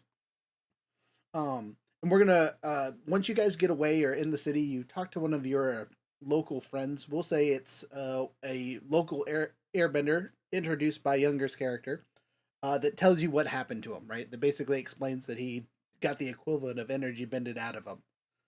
Again, a technique that generally only avatars can do. But with the advancement of techniques and other things, that doesn't necessarily mean Bo is the avatar. But you have the item to check if you ever get the chance. If But you're pretty sure from his age, because he was in his 40s, is probably not the avatar. He's too old. But again, new age, new technologies, you don't know what they have access to, especially these secret stabby yahoos. Your triad friends, by the way, also warned you of a lingering group that has been around and on the rise for a while. They own their own triads explicitly, but they are the Red Lotus, right? The off branch from the White Lotus in Korra's era. And they are much more about controlling the world through violence than making peaceful solutions and unity and all that fun stuff. So they worked with the triads to expand their influence. As a note for the world, it is pretty much assumed that every city, every town has triad members in it of some faction somewhere. So you guys having a connection to it is both good and bad. You understand the customs and traditions, but you might not necessarily be friends. So, with all that being said, you guys guess what time we're at? We're at the little over the 4-hour mark. We are not. We're at 3 hours and 30 something minutes because we started a little late. Oh, yeah, fair enough. But that's okay. So allies and enemies is something you guys should have wrote down in the NPCs, and we're gonna call the video here so we can do that note stuff and get all that caught up for this session. How are you guys feeling? Do you have any major questions that you need me to answer? Anything that you guys still don't understand that I can explain, like training new techniques, what agendas and guidelines are, things that I can do? Do you want to know what I can do as a DM? Like what my moves are? Not necessarily what they do, but just like be prepared for me to say these stupid things and it means something. I mean, you just described being a GM, so... Yeah. So there are some things that you guys will do that will allow me to do a quote-unquote specific GM move, right? So I can reveal a hidden truth. I can always inflict a fatigue or condition depending on what you choose to do. I can always shift your balance. Whenever I feel like you are doing something without making you roll, I can literally just be like, shift your balance 1, 2, 3. I will not shift you over your limit, right? I might put you at the edge, but I will never shift you over because it wouldn't make sense. I can twist loyalties and with tempting offers, right? So trade Lou's body in for all the gold that you could use, whatever. I can escalate things to violence, right? You could be having a nice, fun conversation, say the wrong thing, boom. Offer a risky or costly opportunity. I can threaten somebody. I can shift the odds suddenly, so like you guys could have an easy peasy. It's only 4 guards, and then suddenly, the Daily are here. Son of a gun. Uh, you can exploit a weakness in your guys' history, so it's going to be really important for me to understand your guys' history.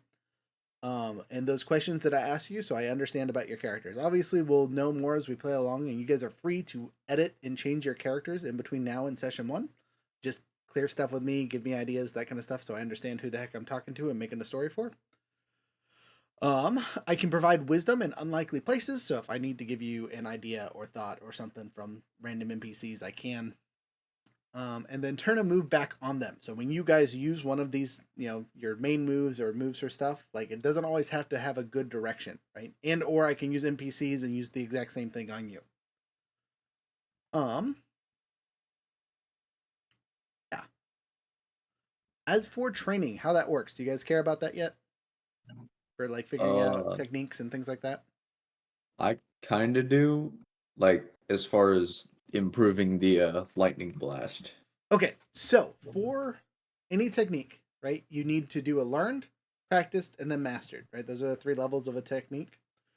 To learn a technique, since none of you took the successor or the prodigy, the only ways you can do this is by finding a teacher or like picking it up from battle. So you see someone do something a whole bunch of times that's in alignment with your training, you might be able to do it as well, right? So if you see an enemy that like activates a flame sword 10 times in combat, you just like have watched them make flame swords forever, you could pick up the flame sword, right? You could try it out.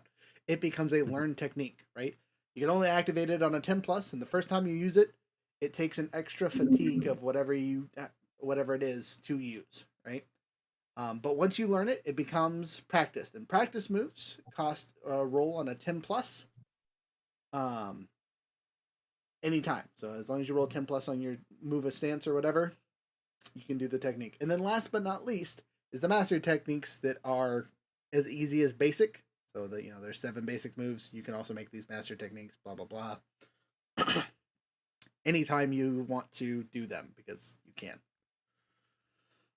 But to get to a master technique, you have to be practiced, and then you have to fulfill whatever master condition I choose for that move. So for the lightning blast, right? You might have to be struck by lightning to get that full powered and survive. Okay. And survive. Now, as a reminder, the mastery condition is a basic statement. If you guys twist my words enough to make it make sense, to come to a sudden realization about how to do something, cool. Getting struck by lightning might be getting struck by an electric stick, right? And taking the full consequences without avoiding it, because that jars your memory or whatever, right? You do not, for your learn techniques for all of you, you will not get a mastery condition until you make it practiced, right? And once you get it to the practice level, I explain it. If you are working with a teacher, once you get the learn condition, I will also give you the master whatever, but you cannot upgrade to the master thing until you get it practiced, right? But you could literally in the same combat, if you get the practice session and somehow clear the condition in that combat, you can get it all the way up there in one sitting. We got 2 firebenders. They happen to be teaching each other, so. So there's some of that, but specifically in the lore, unless you're like the elder, you don't really have the ability to teach moves you haven't mastered yourself. And none of you characters are teachers, right? You haven't trained other people before, so explaining the complexities of however you do with your bending and whatnot isn't super helpful, right? Question though. Yes. To counter that, 2 of them are dealing with various forms of lightning techniques, and I believe they both chose to master each of them, did they not? No. I did not. I learned mine. Oh, okay. Gotcha. So again, they can kind of copy off each other and have ideas. Oh, speaking of techniques, right? So kind of like custom moves, we can also make custom techniques. The book itself doesn't have all the specialty bendings figured out. So if there's something that you like want to go through and figure out, we can do that together. Whether you become the master that figures it out or find a master that magically knows how to do it, we can talk about things. But generally learning a custom technique is going to require a considerable amount of effort, and it might take like 3 mastery or something like that, depending on the difficulty and what you're trying to do, and so on and so forth. Good example is the dragon breath that firebenders can do, right? From the comics and whatnot that Zuko learned. You guys can pick that up, but to do so, you have to talk to a dragon, right? And they have to teach you how to do their breath. Oh, such a terrible, horrible thing for me. Right? Yeah, you and the animals. I get it. Okay. Let's see here. Well, considering my hometown is where the dragons live. You know. All right, fair. Go back home, talk to the dragons. A Let's pilgrimage. So I did have a question, and I hate to do this because right now we're kind of OP, and I hate to ruin that. But I found, and it might be incorrect, but I just want to double check. Okay. I found a digital character sheet Mhm. on Demiplane. Okay. And so during the character creation, we have one mastered skill and one learned skill, right? Correct. So Demiplane is including the one skill that we got free as the mastered skill, and we only have one learned skill we can pick beyond that. Well, so that is a thing. You could do that for they suggest it for short campaigns, right? Since we are quote unquote playing a long campaign, I'm throwing the extra one in there. Also, you guys are starting off older than the suggested age group, right? As most stories are kids and super young adults. You guys being adults, I'm going to give you an extra technique because you've had some time to master it. Again, it's an optional rule. I could give you a filled out thing if I really wanted to, but it would take away that whole finding a master and doing the training thing. So there's still enough room. You can only have 4 learned techniques at a time. At least that's the standard thing. Once you fill out all those techniques and things, it's kind of like you're supposed to move playbooks or do something else, or you're very specialized at what you do. And that's something we can talk about later. If once you get to the max, you might have to spend an advancement point to also learn a new technique. To go beyond your limits and whatnot. But for now, yeah, I'm going to start you with these. Okay, I'm not gonna say anything else about it then. Yeah, I mean, I could have totally misread it.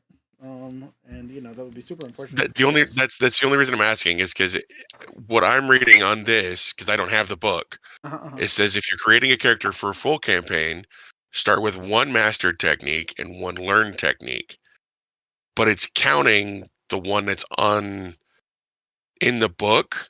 Like for me, it's the Wall of Perfection, right? Mm-hmm. It's that defensive skill. That's being counted as my mastered skill. And I was only allowed to pick one learned skill beyond that. Interesting. 10 seconds. Let me again pull this up. Make sure I'm no worries. I want a custom skill for my gun. It's called full auto. No. No. Try again. We have guns. It's a technology innovation. All right. So each hero in the role-playing game is trained to warrior some kind of start their adventure with some extra advanced techniques they can use in combat. Exchange these advanced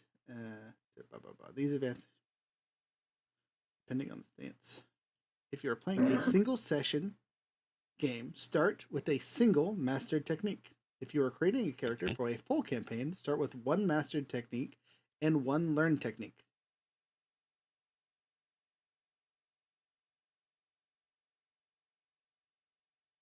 Choosing your starting advanced techniques from your player's playbook's own advanced techniques. All other techniques are available to your skills and training. Each playbook has their own unique combat technique they can choose, representing the combat style and theme of that hero. The Guardian can divert attacks against their allies, blah, blah, blah, blah, blah.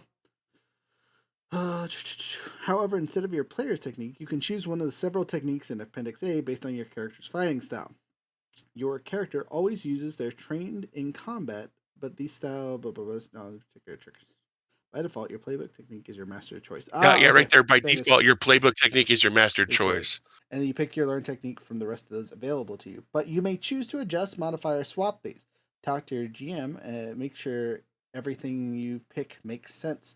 Whichever techniques you choose, write them down on your player book under combat techniques, mark the thing, blah, blah, blah, blah, blah. Okay, so you're right. I missed that paragraph somehow. Again, I apologize. I read them late at night. So what that means for you guys, you have a choice here. You can get rid of your basic technique that's on your playbook and put it as a unknown, right? That you can learn and pick up later, right? And I will say for those, you do not need a teacher to teach you. It is something that you can just figure out as we play along, right? You can say, hey, did I figure out the learn condition for this? And we go on from there, right? And then same thing, once you get it to the practice stage, I'll give you a master thing so you can, come to your own revelation if that's how you choose to go. Or you get rid of whatever you mastered and whatever you learned and drop it down to whatever the next step is. Or you guys say, I don't like either of that, give us the extra thing and we'll push forward because again, why not?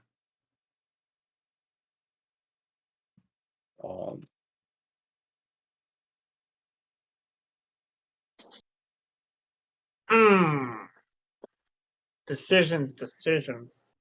So one will be rules as written, rawed up, you know what I mean, which is what a lot of this game is going to be because I'm going to look it up in the book to teach it the right way, and versus rule of cool, right? This is the conundrum of all DMs and players across the board. Again, I'm giving you a reason why you might have a secondary master technique already because you guys are starting out as older characters than generally what the book suggests. So there's all that. So there is So precedent. I'm totally cool with rule of cooling it. And I'm sorry for bringing it up if anybody disagrees with the rule of cool. I just wanted to make sure that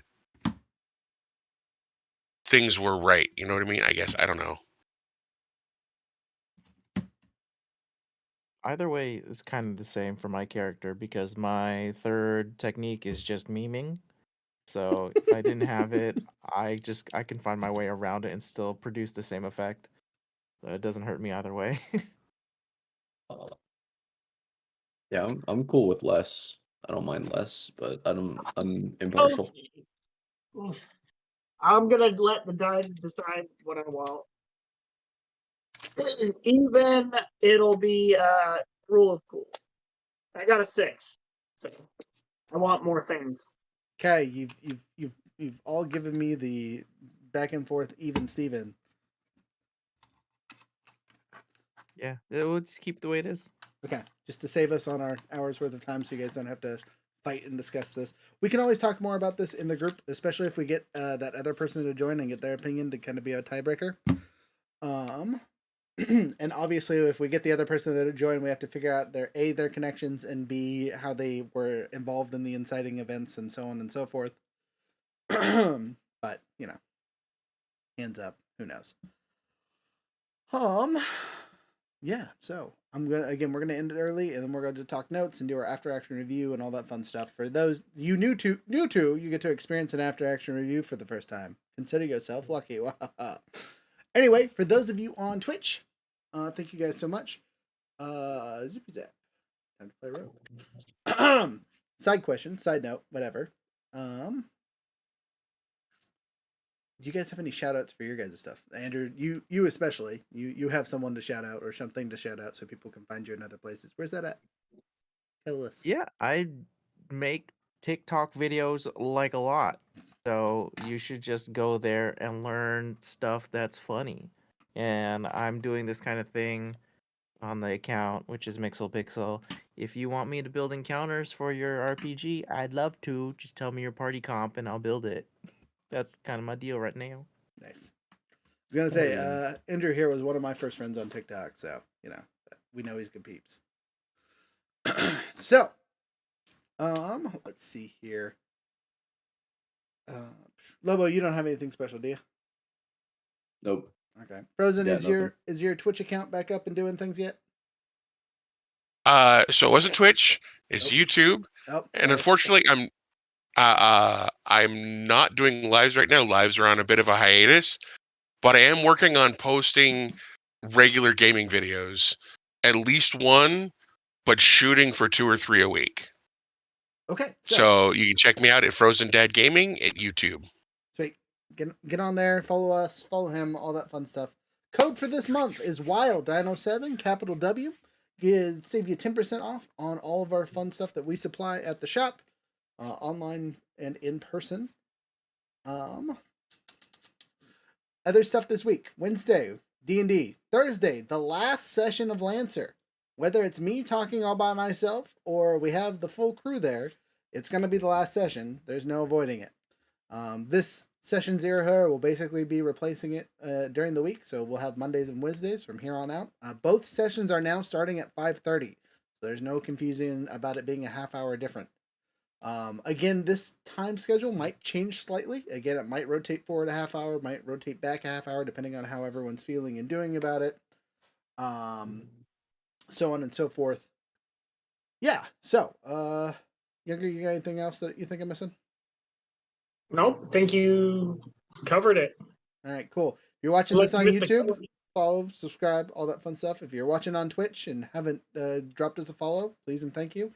We aren't quite at the subscriber phase yet. We got to have more than one person watching at a time. Gosh dang it. Speaking of, we got 2 of you, so hi. Thank you very much. Appreciate you. With all that, with the adventure in mind, have a wonderful time. Bye. Good night. Oh wait, no, sorry. Before we say goodbye, I got to do the new music. Can't spend Oh, money. wait. I can't spend money to make songs and not play them. Jeez.